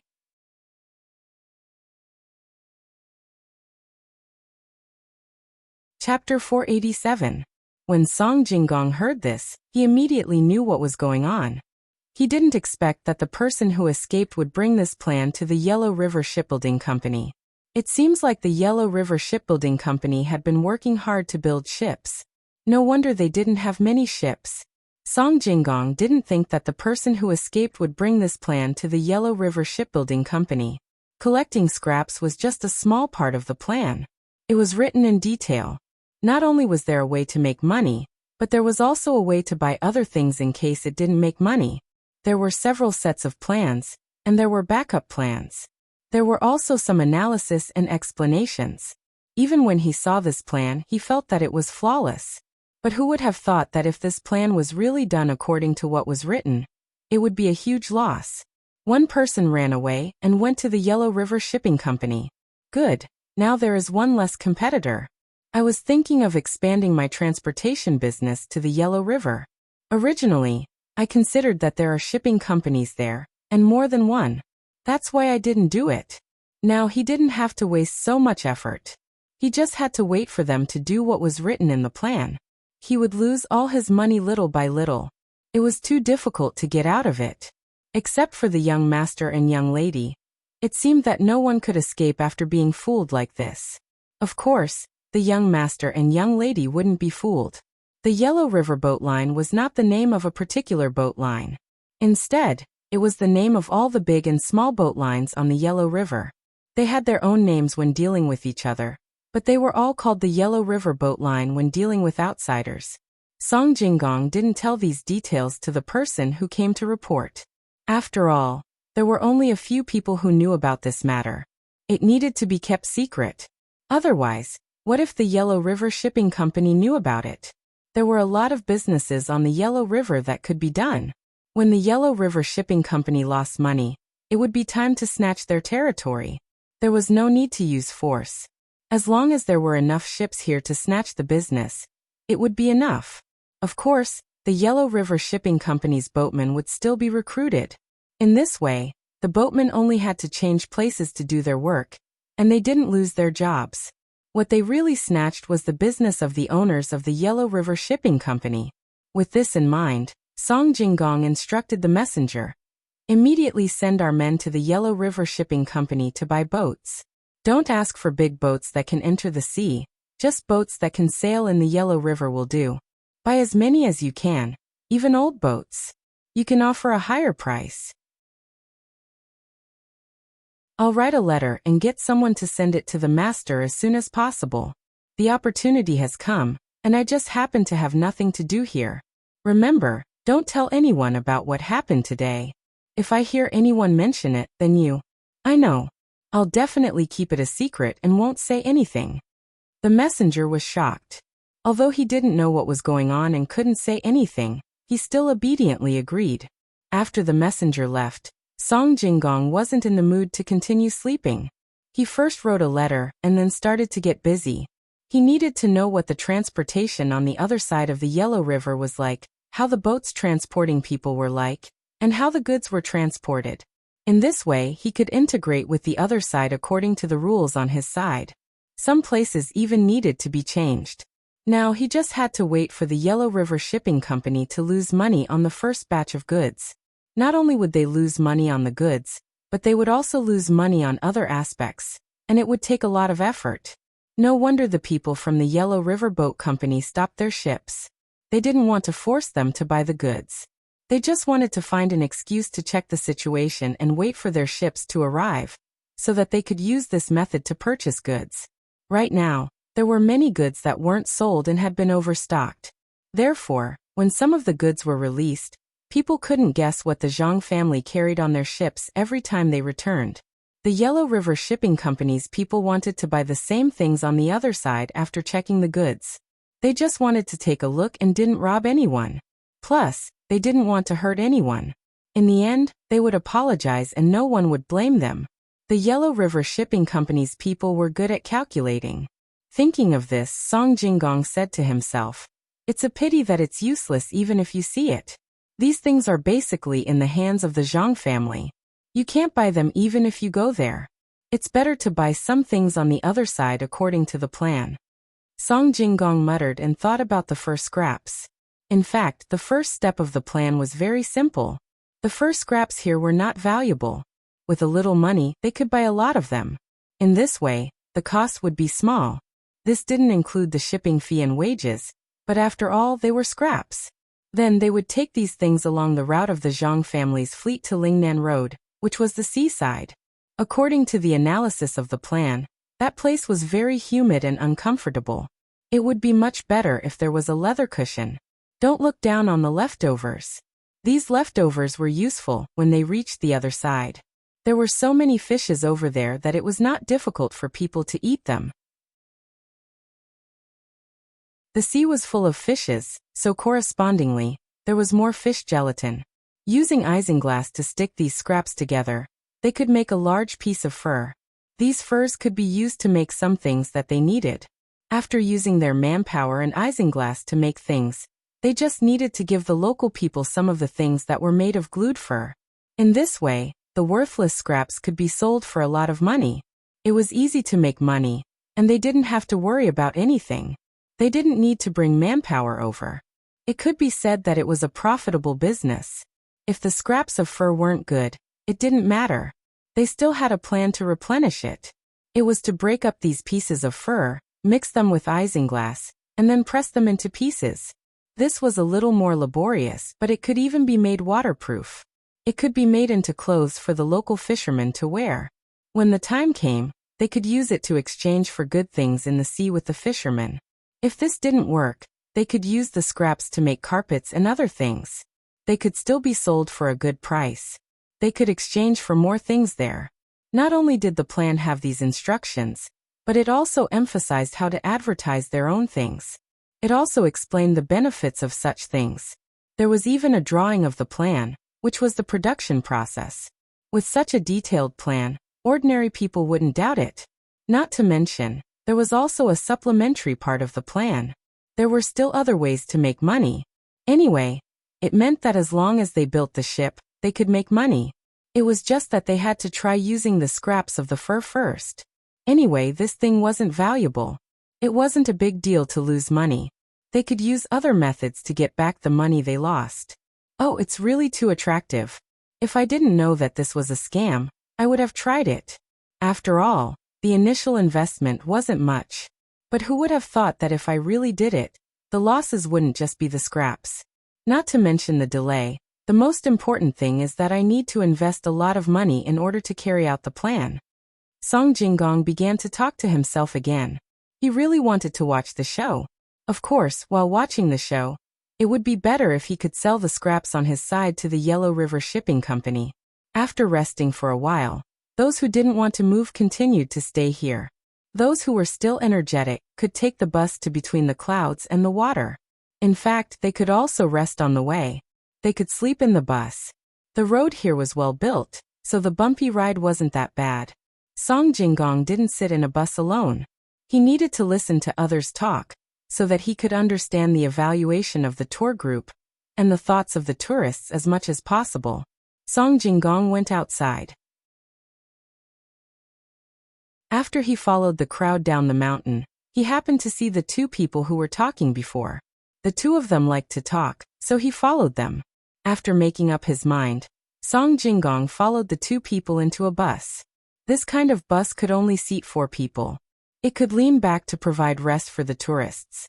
It was impossible to lie down directly, unless one was willing to spend more money. In that case, there would be a separate luxury bus for everyone to use.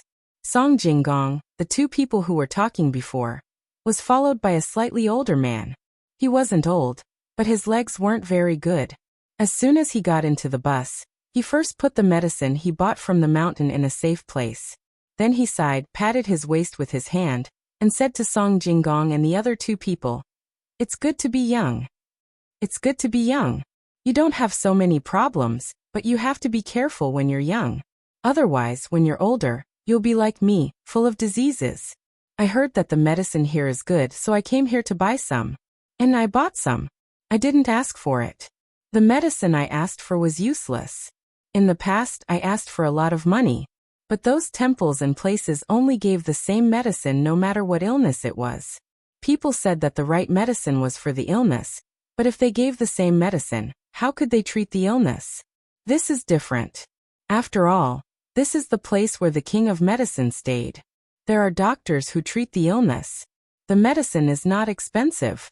Just now, I soaked in it for a while and asked someone to massage me. You don't say, I feel much better now. After I take this medicine, maybe I'll be better." Without waiting for others to ask, the old man told everything. Song Jinggong smiled and didn't say anything.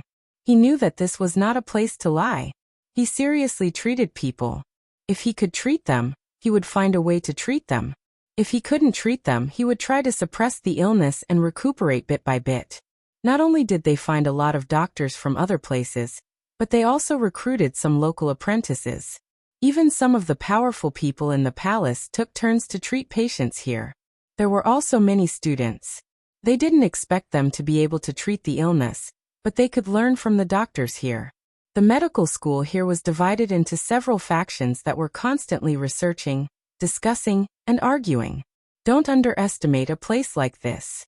Many factions argued, and in the end there might be a new medicine that was very effective. This was all thanks to the Zhang family. The money they invested here. As long as there was a profit, they would immediately continue to invest. They included wages and some money for medicine. The Zhang family didn't take money from this profit. They even took money from other industries to buy things when they met a doctor who wanted to do research on something. It was because of this that there was a unique medical atmosphere here. If it weren't for the fact that the palace couldn't lack powerful people, all the imperial doctors might have come here. There were enough patients here, and there were also a lot of different kinds of medicinal materials. There were also other people who could communicate with each other here. Many diseases that couldn't be solved in the past could be partially treated after these days of research. This was the system that the young master mentioned. With such a system, the new apprentices could learn more. Originally, some people with good medical skills wouldn't teach all their skills to their apprentices. After all, it was a skill for eating. If they taught all their skills, they would starve to death. But after the new system here, everyone was willing to pass on their knowledge and experience to others. The reason was very simple. As long as they taught students here, they would be paid. Even if there was a day when they couldn't teach anymore, their salary would immediately double. Even if they died, they would still be able to give an extra funeral. In this way, these people wouldn't have to worry about starving their masters after teaching their disciples. Another point was that the rewards were also very high. As long as a new medicine was developed that could cure a disease, that person would be able to get a large sum of money. With this money, even if they didn't get a salary for 10 years, they would still be able to live a good life. If the team made the medicine, then the team would be rewarded. With such wealth, many people were attracted to come over to teach students and do research. The most important thing was that the people of the Zhang family gave enough respect to the doctors and professors. They could get both honor and money, so what was there to be dissatisfied with? Thinking about these things, Song Jinggong felt that the Zhang family was really amazing. Ordinary people wouldn't care about this kind of situation. It should be known that those medicines were used for research every day. The status of doctors was not high, but the Zhang family could. What's more, they would give them whatever they needed. It was precisely because of this that the medical standards here were constantly improving. When the time came for these apprentices to graduate, they would add many more doctors to the Great Tang, and the lives of the common people would become better.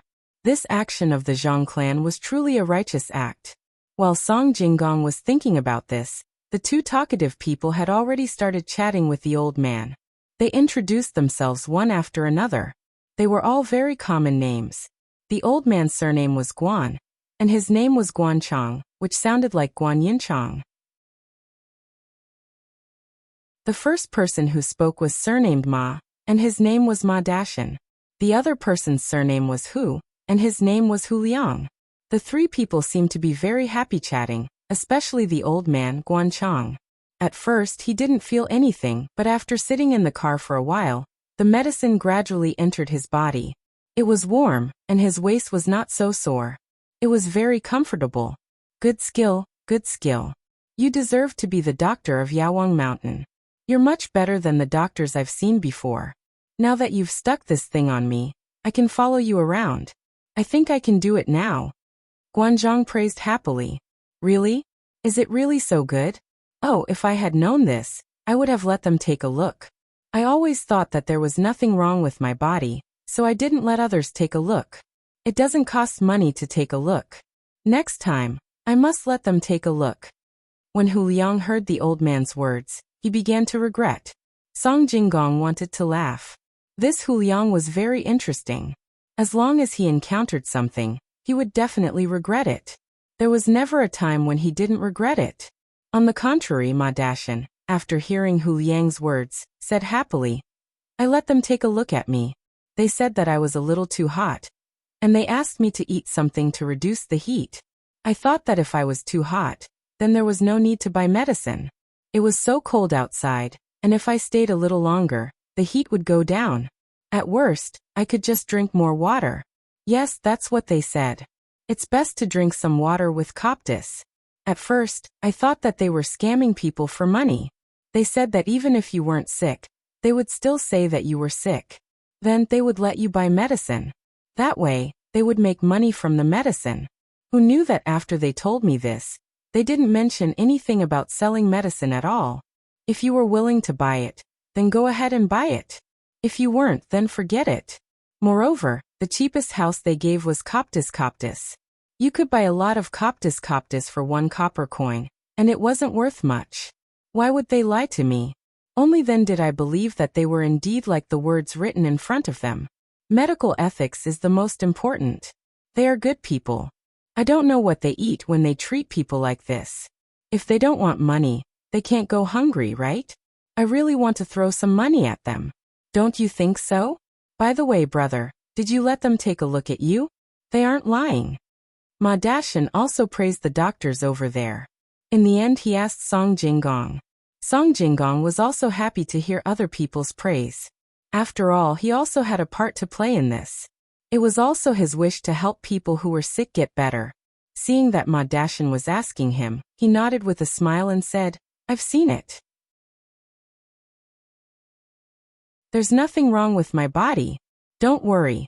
Song Jinggong naturally had seen it, but not today. He had seen it once every few days to avoid overworking and getting sick. If he got sick, the Zhang family would have to make a new arrangement. They wouldn't be able to find someone to replace him in a short time. Therefore, his health was the most important thing to the Zhang family. After replying to Ma Dashan, Song Jinggong explained to the 3 people. In fact, they can make money. Some people have money, and some people don't. The people who don't have money just write some cheap prescriptions. They don't expect to make much money from this. As long as the illness isn't too serious, when it comes to medicine, even the cheap ones can be cured. There are also some people who have money. They will naturally write some good prescriptions. The same illness can be treated with different prescriptions. The price of good prescriptions is more expensive, and it's not just a little expensive. The profit is bigger. In this way, they can make money. In addition to this, there are also those tonics or herbs used to make medicinal cuisine.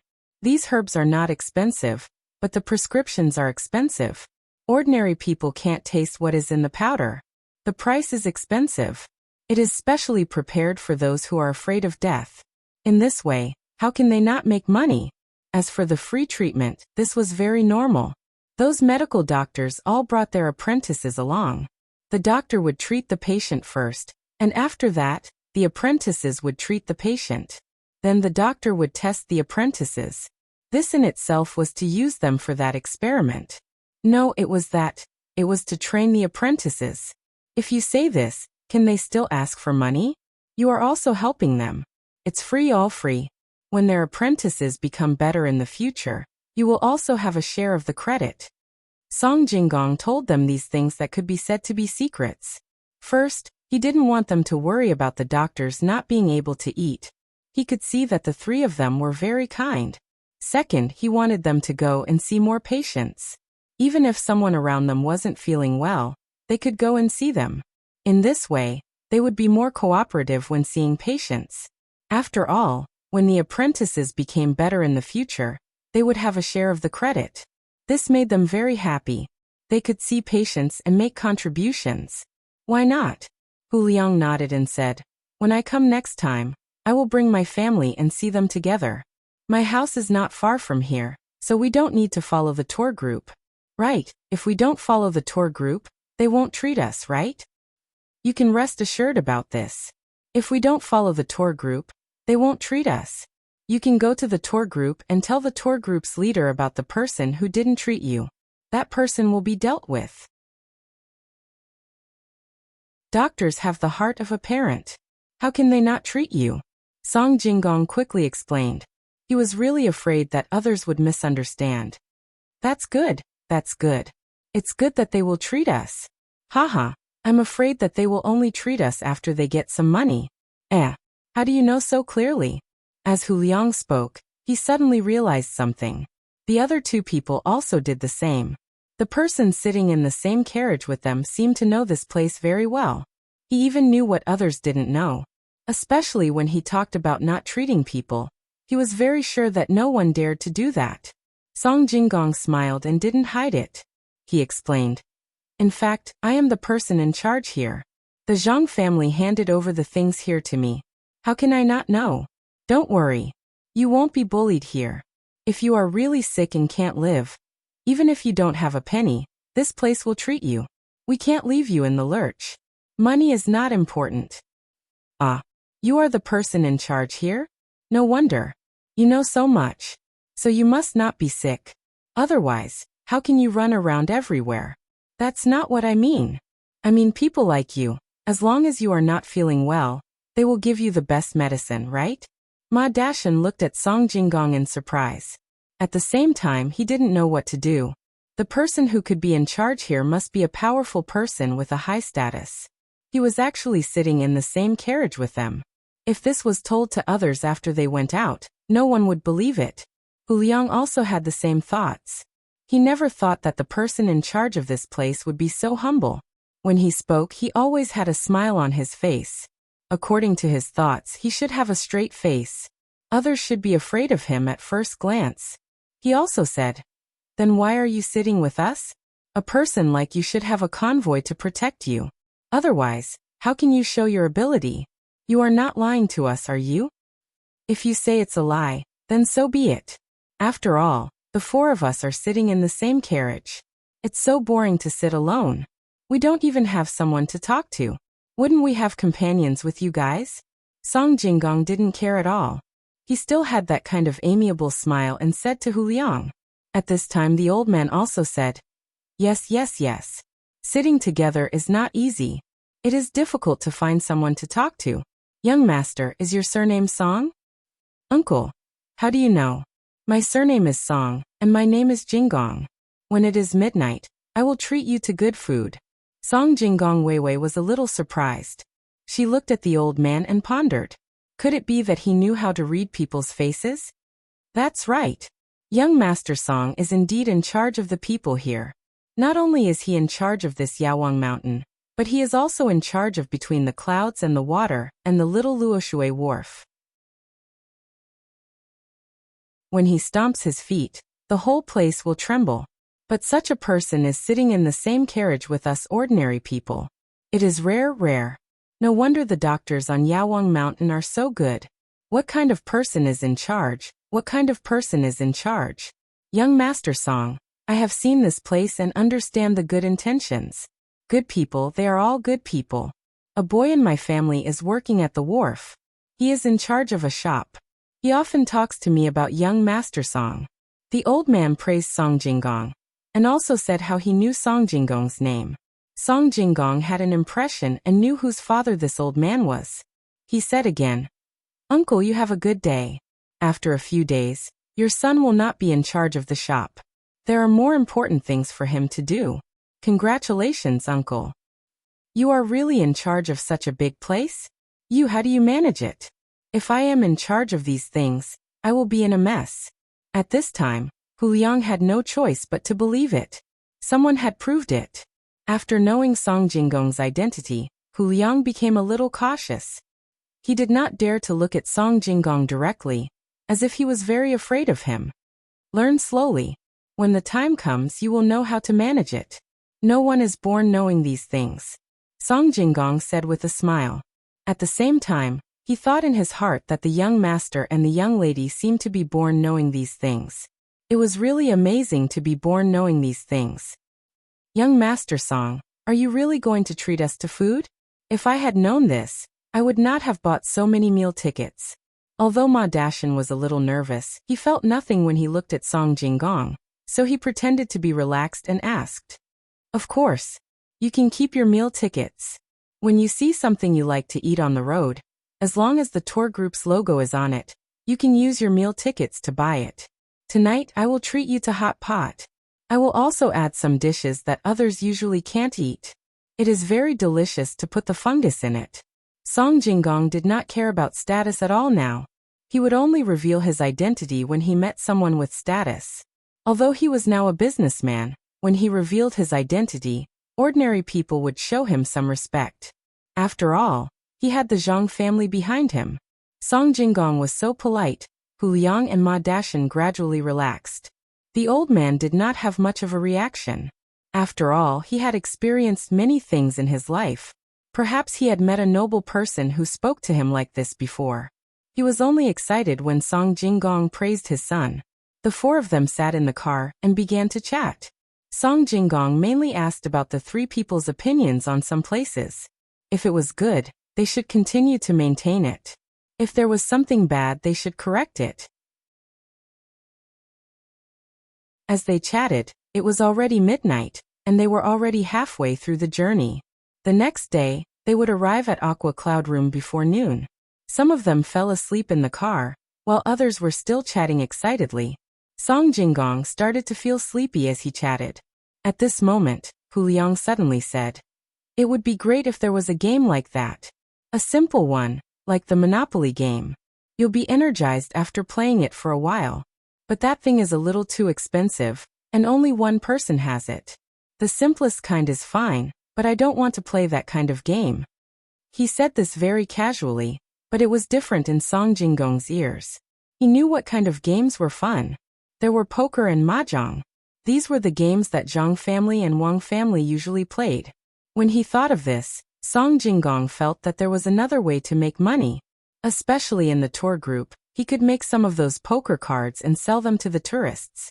Otherwise, it would be too boring to chat all the time on the road. Moreover, this game could not be found anywhere else. It was a good opportunity to promote it. As for mahjong, it could be rented. It was carved out of wood or stone. It could be rented with a little money. It could even be given to others for free. As long as one person bought a full ticket, it could provide some entertainment along the way. The more Song Jinggong thought about it, the more he felt that it was feasible. There were poker cards in between the clouds and the water. He had prepared a lot of them for Bai Shangshu's family. He should take them and let others see if they were willing to play. Thinking of this, Song Jinggong stretched his head out and said to a person in the tour group, "Call your manager here. Tell him that Song Jinggong is looking for him." Song Jinggong's words shocked the person on the horse. He did not know Song Jinggong, but this did not prevent him from knowing who Song Jinggong was. The whole place was under Song Jinggong's management. He did not know whether it was true or not, but he did not dare to be negligent. He nodded and urged the horse forward. At this time, there was a pavilion in front of them for people to rest. There were two people lying there, probably in a hurry but could not find a place to stay. Fortunately, there was always someone watching the pavilion. There was a fire inside, so the two people would not freeze to death. The people who watched the pavilion were not only there to watch, but also to sell things such as tea, eggs, noodles, and so on. It was a benefit for people who could not do heavy work. When the group arrived at the pavilion, the manager had already seen Song Jinggong. The manager recognized Song Jinggong. Seeing that it was him, he wondered if he should make more portraits for the tour group to remember. Nothing had happened this time, but what if something went wrong? Wouldn't Song Jinggong know about it? "Master Song, you were looking for me?" The manager said to Song Jinggong very respectfully. "Yes. Now send someone to the Shuiyun Club on horseback and ask them for something called poker cards. Bring 10 or 20 packs of them and come back quickly. That's all. Oh, there's one more thing. I'm treating these 3 people today. I want some fungus and duck blood. Don't forget to charge them." Song Jinggong gave the order and got off the carriage. The manager said with a smile, "Master Song, you don't have to count the money. We are all on the same side." Is this how you count the money when you eat somewhere else?" Song Jinggong asked with a straight face. No, I was just saying. I really didn't. How would I dare? Even if I did, no one else would dare. Master Song, I was just saying. I won't say it again in the future. Count the money, count the money." Song Jinggong's casual question frightened the manager. If young Master Song were to pursue this matter, then it would be over. Although he had never done such a thing, who would believe him? After an explanation, Song Jinggong really didn't want to argue with him. Thinking about it, he didn't dare to do such a thing. He didn't care about the steward and directly walked towards the pavilion. He saw the 2 people. Looking at their clothes, he knew that they came from somewhere else. They probably wanted to find something to do here. Judging from their clothes, they should not be rich. They were wearing patched unlined clothes. It was winter now, and he felt cold wearing cotton clothes.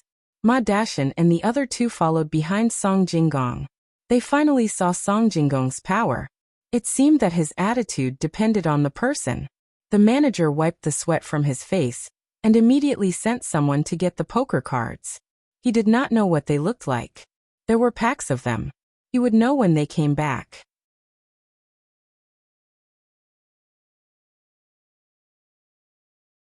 Chapter 488.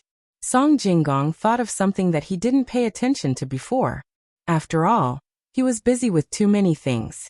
The old man guarding the fire didn't say much. He naturally knew Song Jinggong. Nodding his head, he walked over to the two of them and woke them up. The two of them were already cold and confused, so they slept together to warm up. Plus, there was a bonfire, so when they were woken up, they looked at the old man in confusion, thinking that the old man wanted to drive the two of them away. The two of them sighed at the same time. Along the way, they had encountered too many such situations. They stood up and prepared to leave.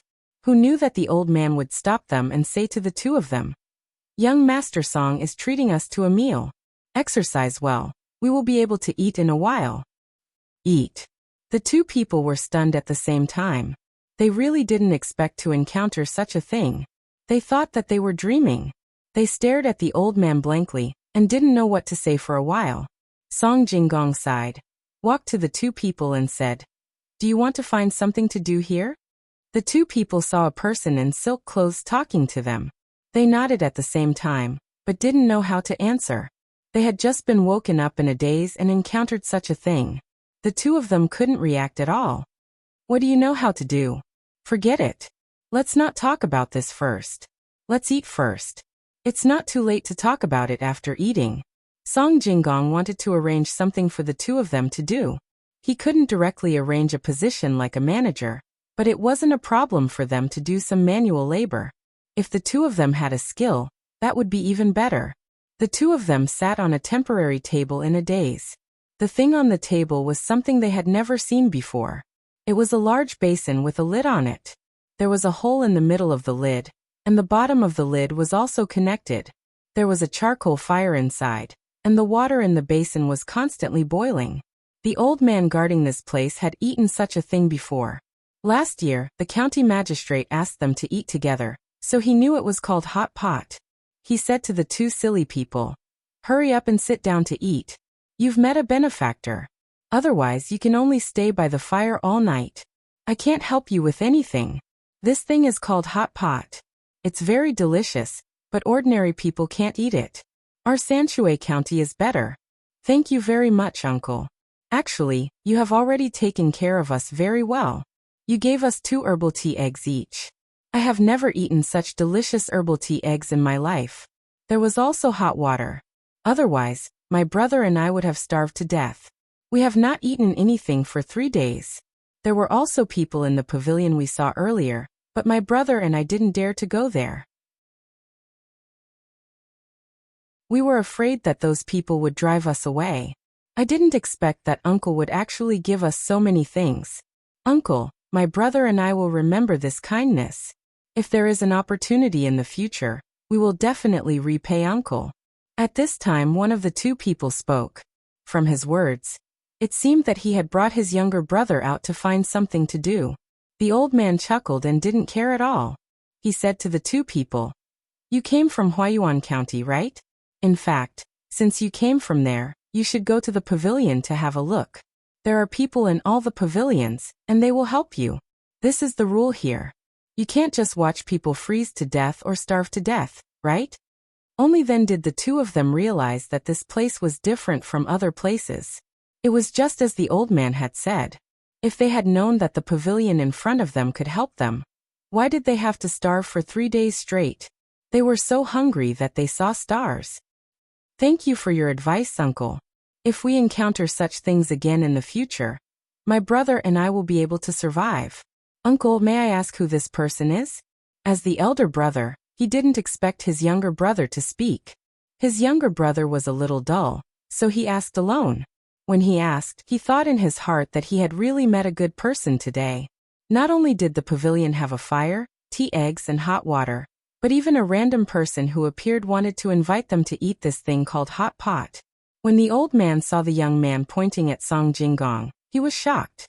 He quickly knocked the young man's hand down and said, "You can't point at young Master Song and talk like that. This is a great benefactor who is in charge of the lives of many people. Without him, the people here can't live well." Song Jinggong didn't care at all. He said to the two people, "It doesn't matter. Come and eat quickly. After eating, I will ask someone to find you clothes to wear. Don't worry. There has never been a case of people freezing to death or starving to death in Sanshui County and Huayuan County. I don't know where you came from, but you must have suffered a lot along the way, right? It's good that you are here. There is something for you to do." It would have been better if Song Jinggong didn't mention the things that happened along the way. When it came to this, the eyes of the two people immediately turned red. The younger brother still didn't say anything, but the elder brother said, "Benefactor, as you said, my brother and I wanted to find something to do along the way. In the end, the autumn harvest has already ended. There are many people who have nothing to do. Those places don't need my brother and I at all. My brother and I walked along the river from the capital all the way here. We didn't know that those small pavilions were built to help others.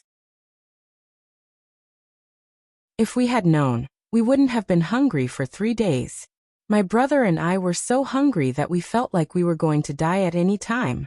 I don't know if you can tell me and my brother why such pavilions are not built in other places, but only in Huayuan County and Sanshui County." The older brother was very puzzled.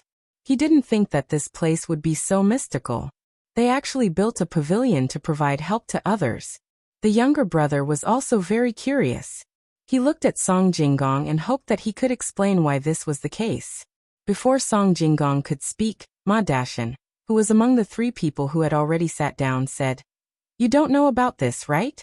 Huayuan County and Sanshui County are rich, and it is also the territory of the Zhang family. They don't allow people to starve or freeze to death in their place. Even if they fall into the water and want to drown, it is difficult. Because of this, they specially use some of the money they earned from doing business to build these pavilions. You don't have to worry about anything when you are here. Isn't it just looking for a job? There is a lot of work waiting for people to do here. If the two of you have some skills, it will be even better. The wages you get will be much more than manual labor." When the two heard this, they were very surprised. They really didn't know who the Zhang family was, and they didn't know why the Zhang family could do this. They were really good people.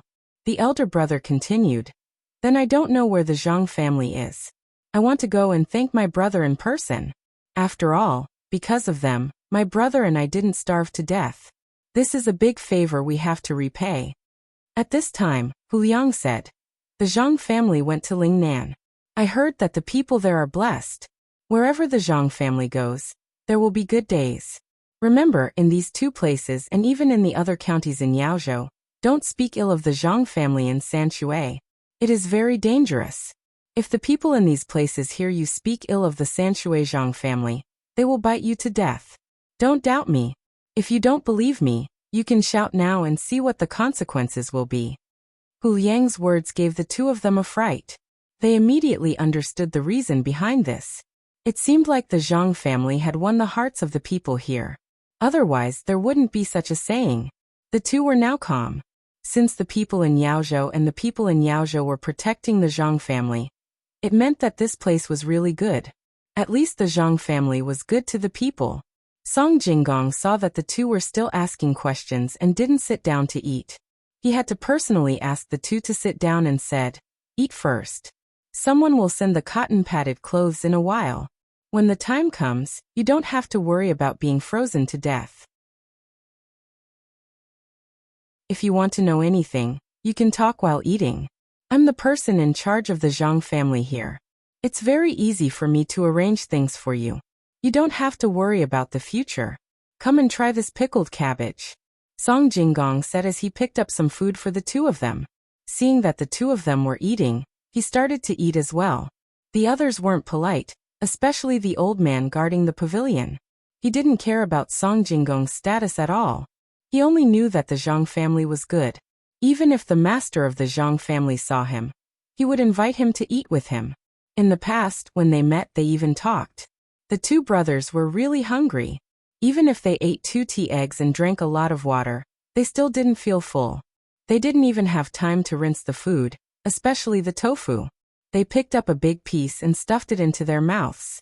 Song Jinggong originally wanted to eat slowly and chat with them at the same time. When he saw that the two of them were so hungry, he told him to be careful not to burn the food while he kept putting food into the pot. He basically didn't eat anymore. When he put some food into the pot, the two of them would finish some of it. In the end, there was no other way. Even Ma Dashan stopped and put food into the pot for the two brothers.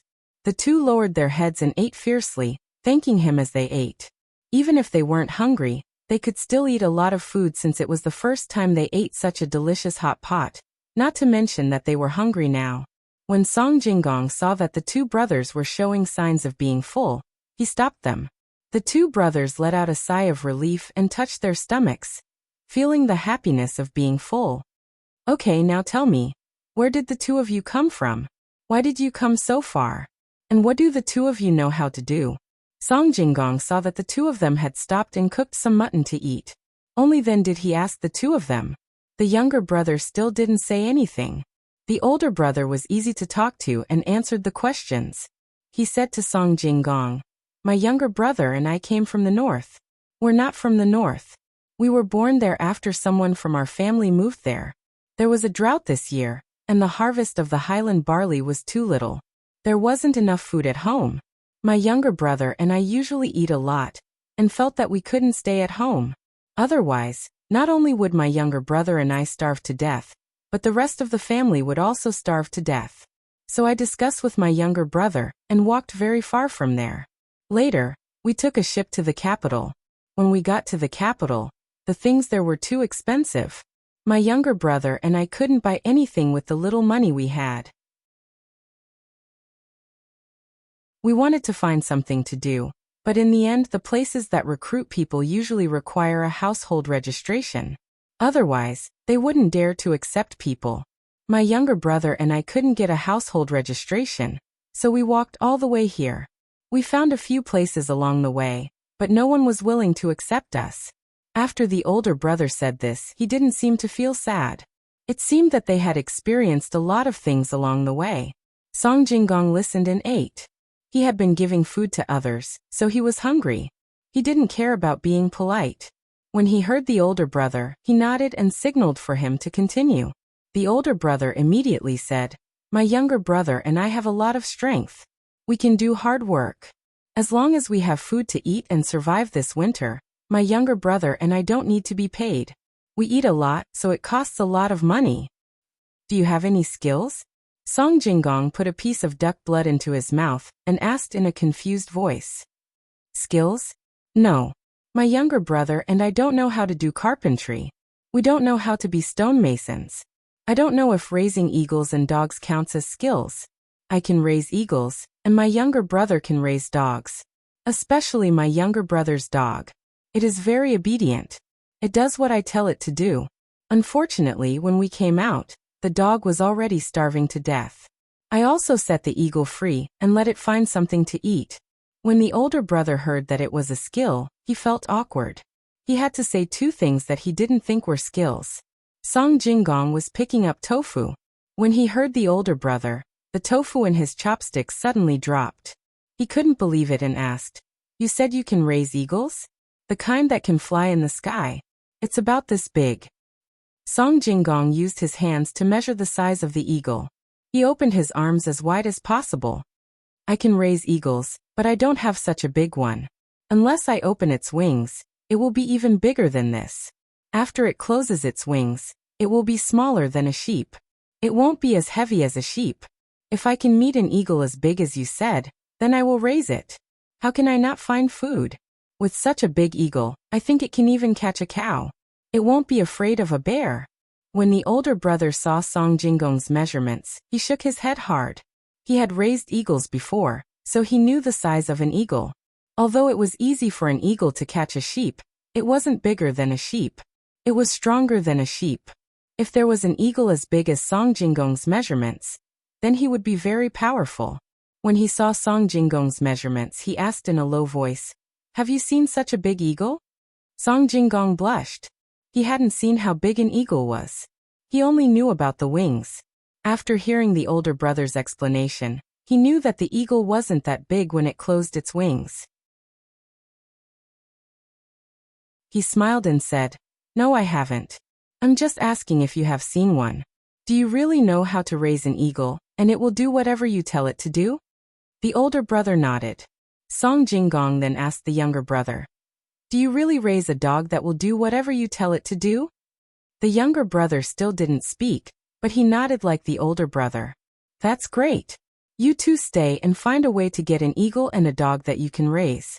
In the future, you will work for the Zhang family.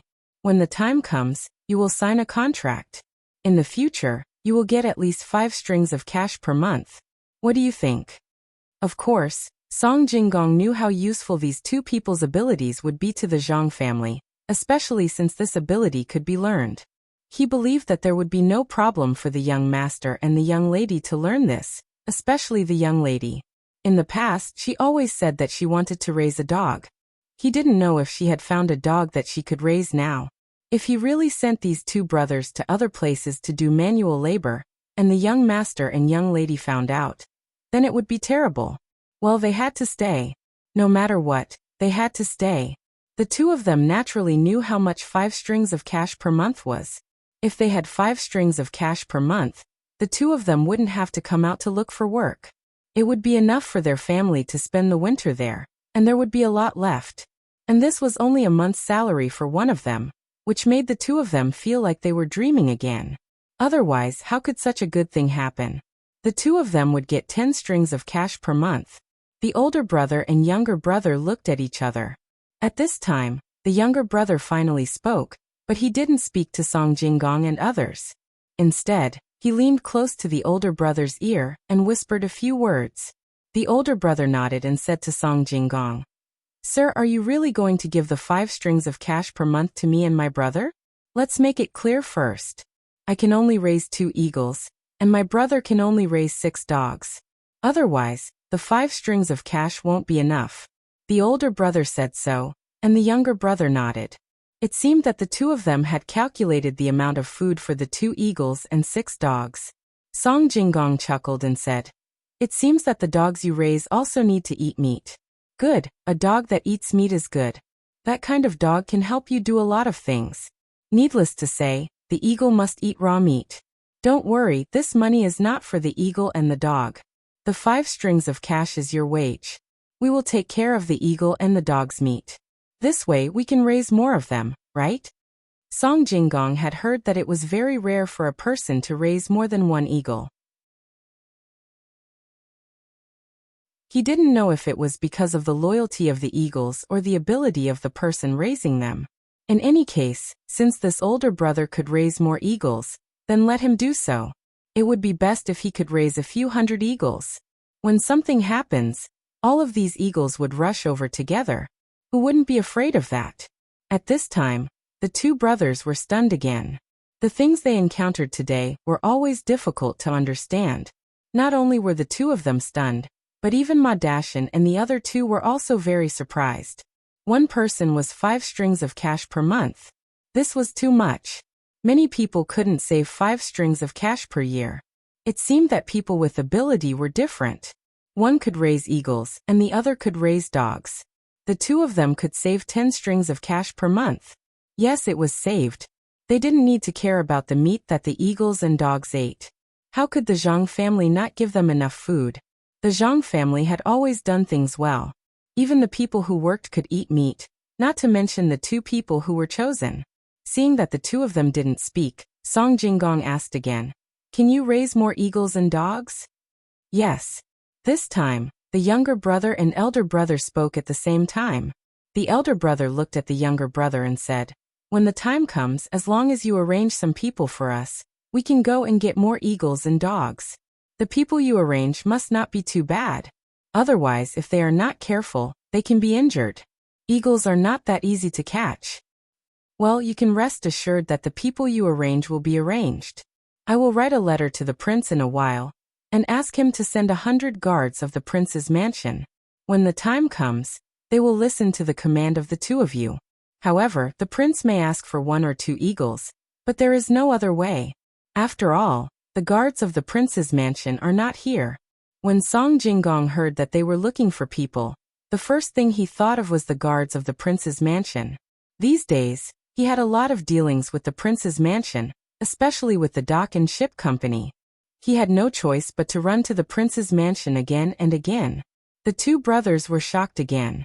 The elder brother asked with a trembling voice, "Noble, you actually know the people of the prince's mansion? Then can you arrange for an official? Also, you are from the Zhang family. Then there should be an official in the Zhang family, right? Then, will we be people of an official's family in the future? That's great. Let's see who dares to bully us. Noble, is the official of your family higher than the county magistrate?" Ha ha ha ha. The old man who was looking at the pavilion laughed loudly. The people around who heard him also laughed non-stop. The two brothers were confused. After a while, the old man stopped laughing and said to the two brothers, "The county magistrate is nothing. The master of the Zhang family is a 4th-class Dayuan. He wears a red official uniform, and is the provincial governor of a province. He is in charge of many county magistrates. Also, he was the top scorer and is less than 30 years old this year. When the people there live a good life, he will continue to be promoted. What do you think? With such a master, you don't have to be afraid anymore, right?" Ah, provincial governor? A high-ranking official who is in charge of several county magistrates? He is less than 30 years old and is the top scorer. My God, how can he be so powerful?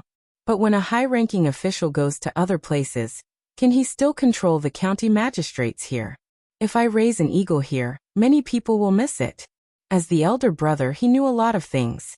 He immediately understood how powerful the person he was going to follow in the future was. He was such a high-ranking official at such a young age. In a few years he would be even more powerful. But he was worried about the county magistrate here.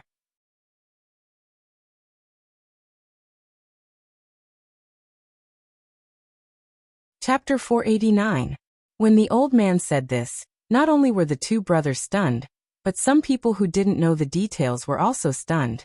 A person who was a provincial governor in Lingnan could control the county magistrate here? The appointment and examination of the county magistrate seemed to be decided by the emperor, right? Even if it was some unimportant small county, it was the local provincial governor who made the arrangements. When did the appointment of a county magistrate across the state? I don't believe it. Aren't you afraid that someone will impeach you? A tourist in the crowd didn't believe this kind of thing. He could accept that a person under 30 was the top scorer. After all, there were younger people who were the top scorer. He could understand that a person under 30 was the provincial governor of a province. After all, it was in Lingnan. However, he would never admit that he could control the affairs of the officials here from so far away. After all, this was too big of a lie. The voice was not small. The surrounding people all looked at this person. Seeing the clothes he was wearing, the jade he was wearing, and the expression on his face, they knew that he was the son of an official. He probably knew some things about the officials. The old man in the pavilion looked at this young man and said confidently, "The current county magistrate is Zhao Xiang, County Magistrate Zhao. After this winter he will go to the capital to work. The next county magistrate is the current chief secretary, the former deputy county magistrate Zhang Mingsheng. If you don't believe me, you can wait and see. The next chief secretary is the current deputy county magistrate. The next deputy county magistrate is the current county magistrate Wang. The next county magistrate is Zhang Wendian. All the people of Sanshui County know that Zhang Wendian and his brother, Zhang Dao, fought for the position of county magistrate. The people chose Zhang Wendian. His brother can only wait for the next time. If he does well, he can take over his brother's position. If he doesn't, someone else will take over. Don't worry. He is only 21 years old. It is better for him to stay in the lower ranks for 2 more years and do some practical things." When the son of this official heard the old man's words, he only had one thought, and that was arrogance to arrogance. According to this, the county magistrate of Sanshui County was the top of the top, and he had been waiting for a long time. In one breath, he had been arranged to be an official.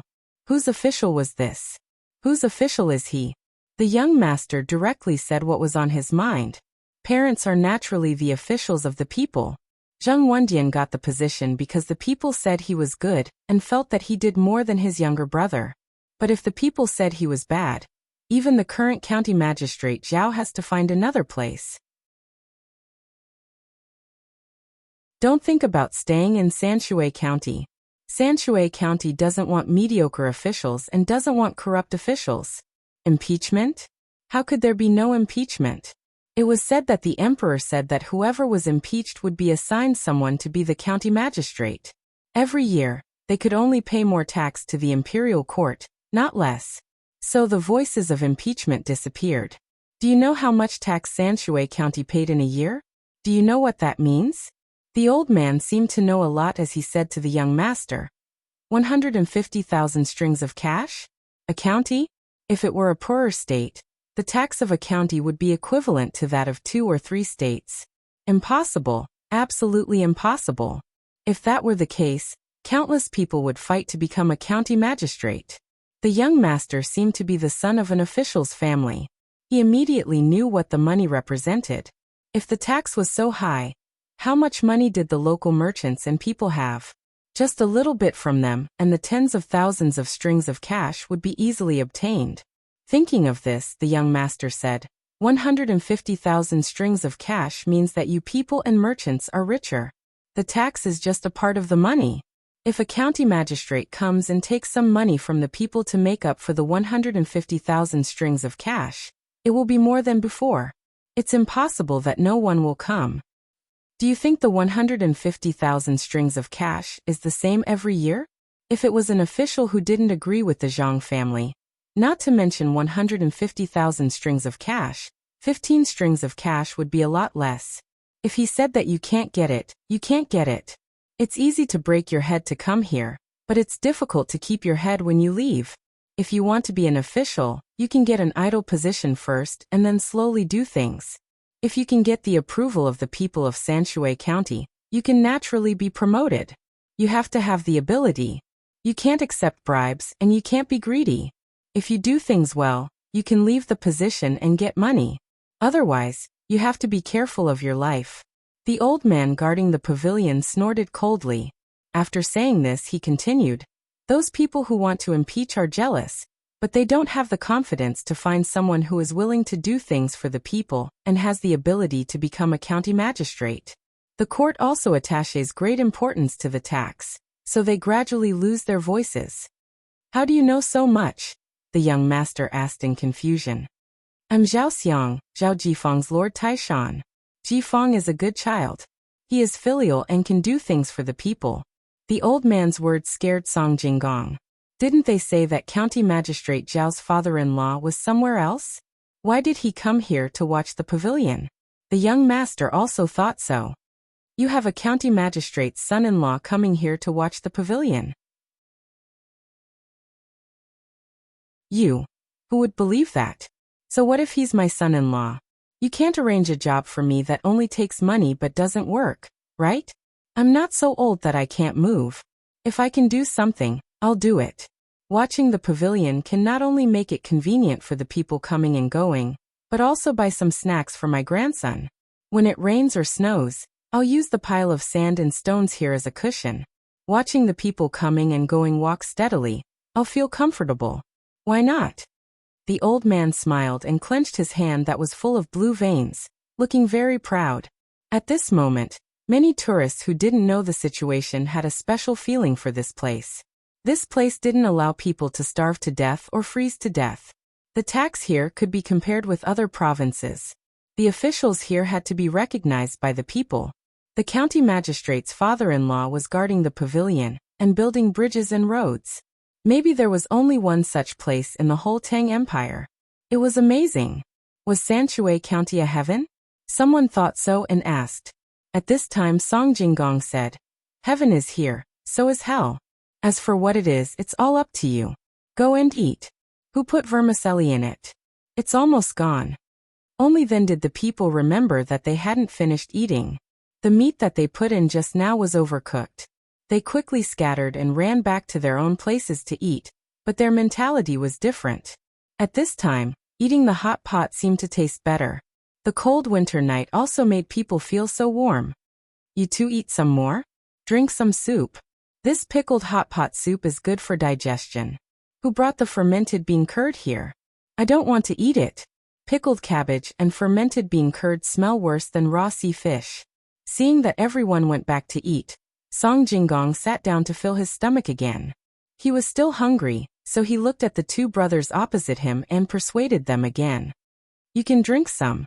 Why didn't you say earlier that the fermented bean curd and pickled cabbage would smell so bad? I thought that was the taste of hot pot. The older brother said with a gloomy look. The younger brother nodded vigorously beside him.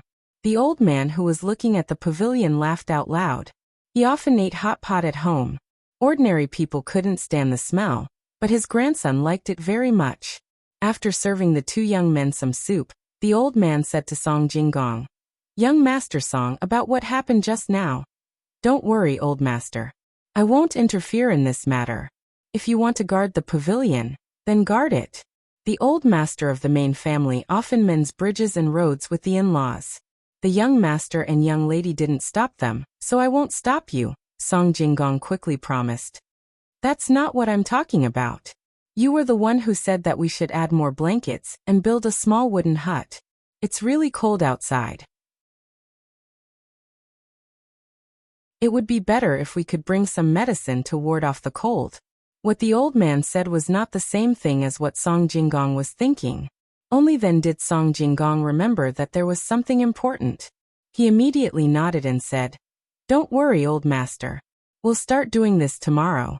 We have the medicine, and when we have more dogs, we'll equip a pavilion with a dog. It can relieve boredom. It's all my fault. I didn't think it through enough. I've neglected this place. I have to write a letter of apology to Luzhou." "Noble, you've done a good job. How can you be guilty? This is a merit." The older brother was even more curious. This person should be the supervisor who was in charge of the business in 2 counties. How could he be guilty even if he didn't do anything? Song Jinggong didn't say anything. He regretted that he didn't think it through enough. He drank some soup and sighed. The old man explained to the 2 brothers, "A merit is a merit, and a fault is a fault. Young Master Song has made a great contribution. However, if someone froze to death because of his negligence, it would be a great sin.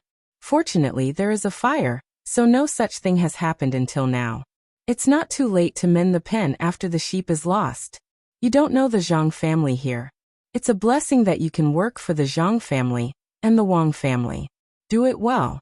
But remember, don't do bad things in the name of the Zhang family. There is only a fine line between heaven and hell in Sanshui County. Those who do good will have a smooth road, while those who do evil will have thorns everywhere.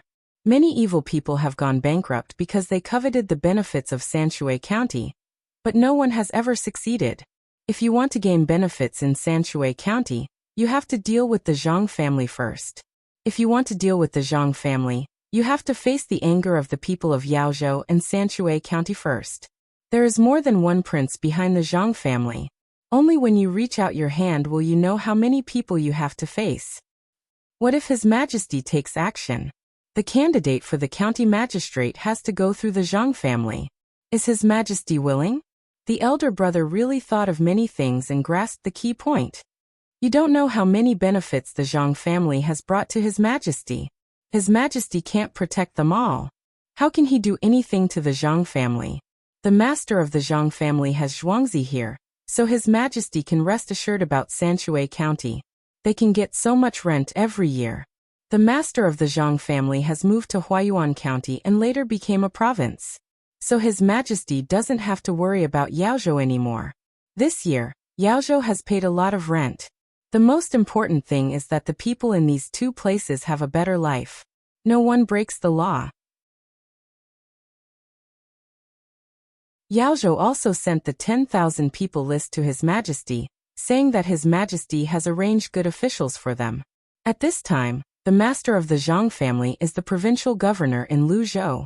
When there is a disaster, The master of the Zhang family has supported the stability of several provinces around Luzhou. Next year, the rent from Luzhou will also make His Majesty happy. Do you think His Majesty will take action against such a person?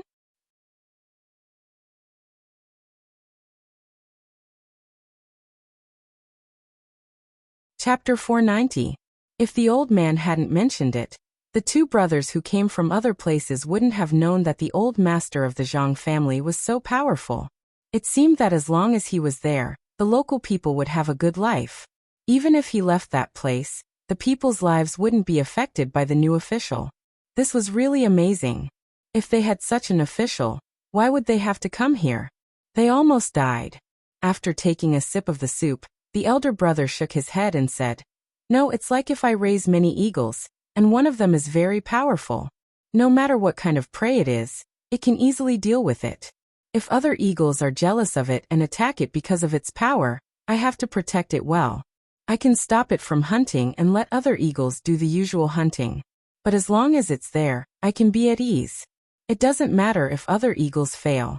I want to use it for the most important moment." That's right.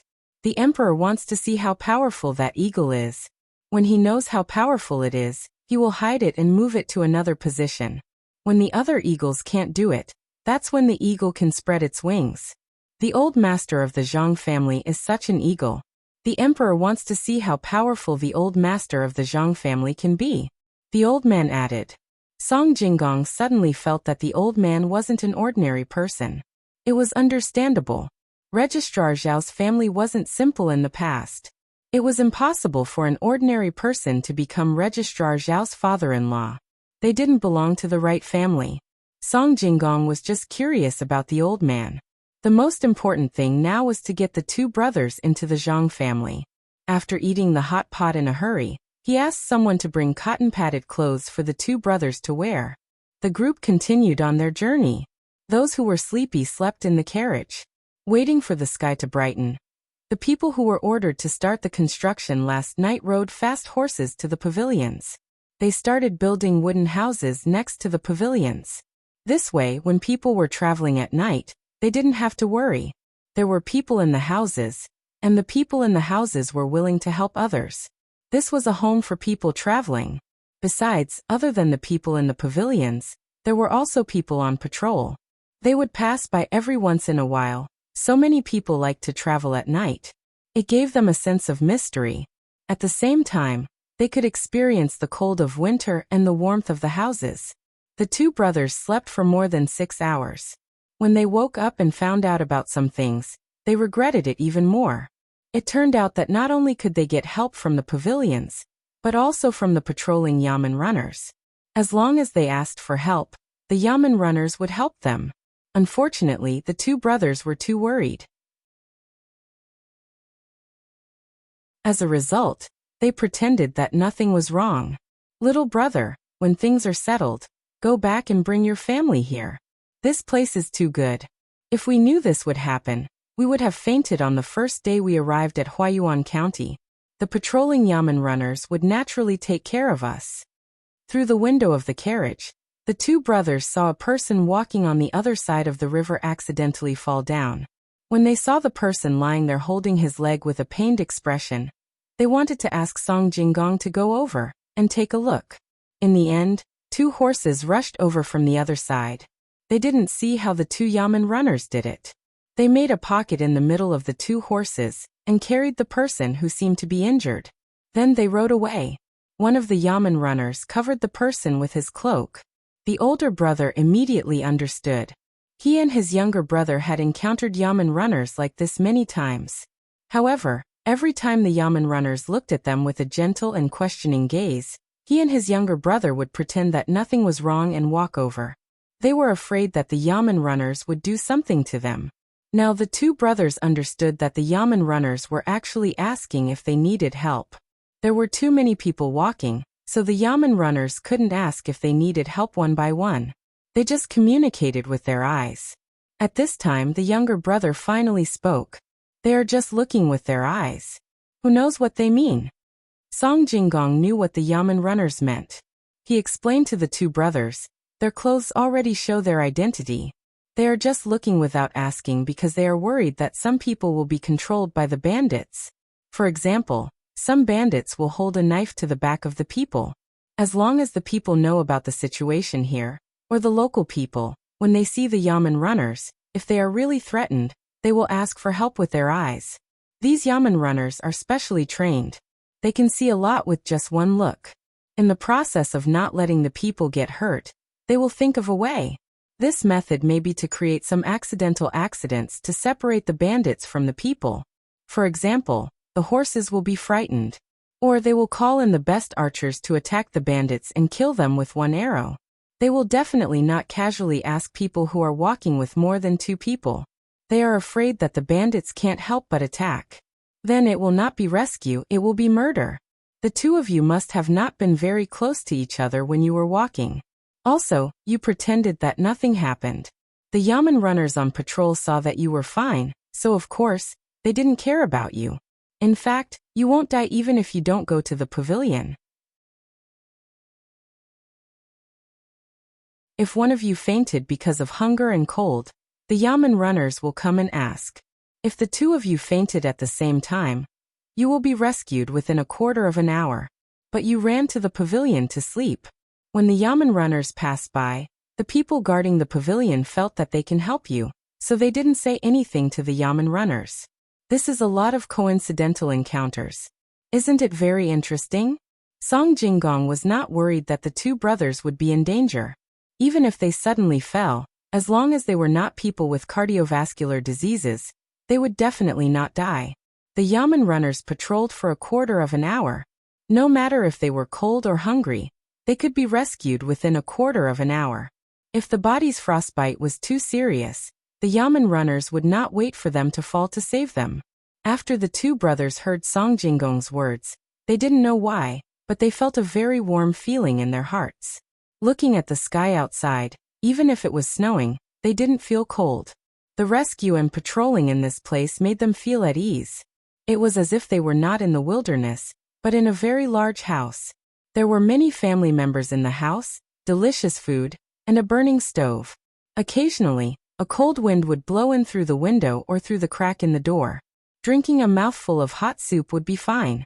It was this kind of feeling, even though they knew that they were in the wilderness. The main reason was that there were too many people patrolling here. What about when it's hot? The younger brother asked Song Jinggong. It was not easy for him to say something. Don't worry, in the summer. There are still Yamen runners patrolling, but the things they carry are different. There are only 2 possibilities if you want to die here. One is that your body has a special disease, and the other is to commit suicide with a knife. Otherwise, it's useless even if you jump into the river. Song Jinggong could understand the feelings of the 2 brothers. In fact, everyone here, including himself, had the same idea. You're tuning in to the Earbook Haven YouTube channel. Don't forget to subscribe and join us on this journey to catch the most captivating stories.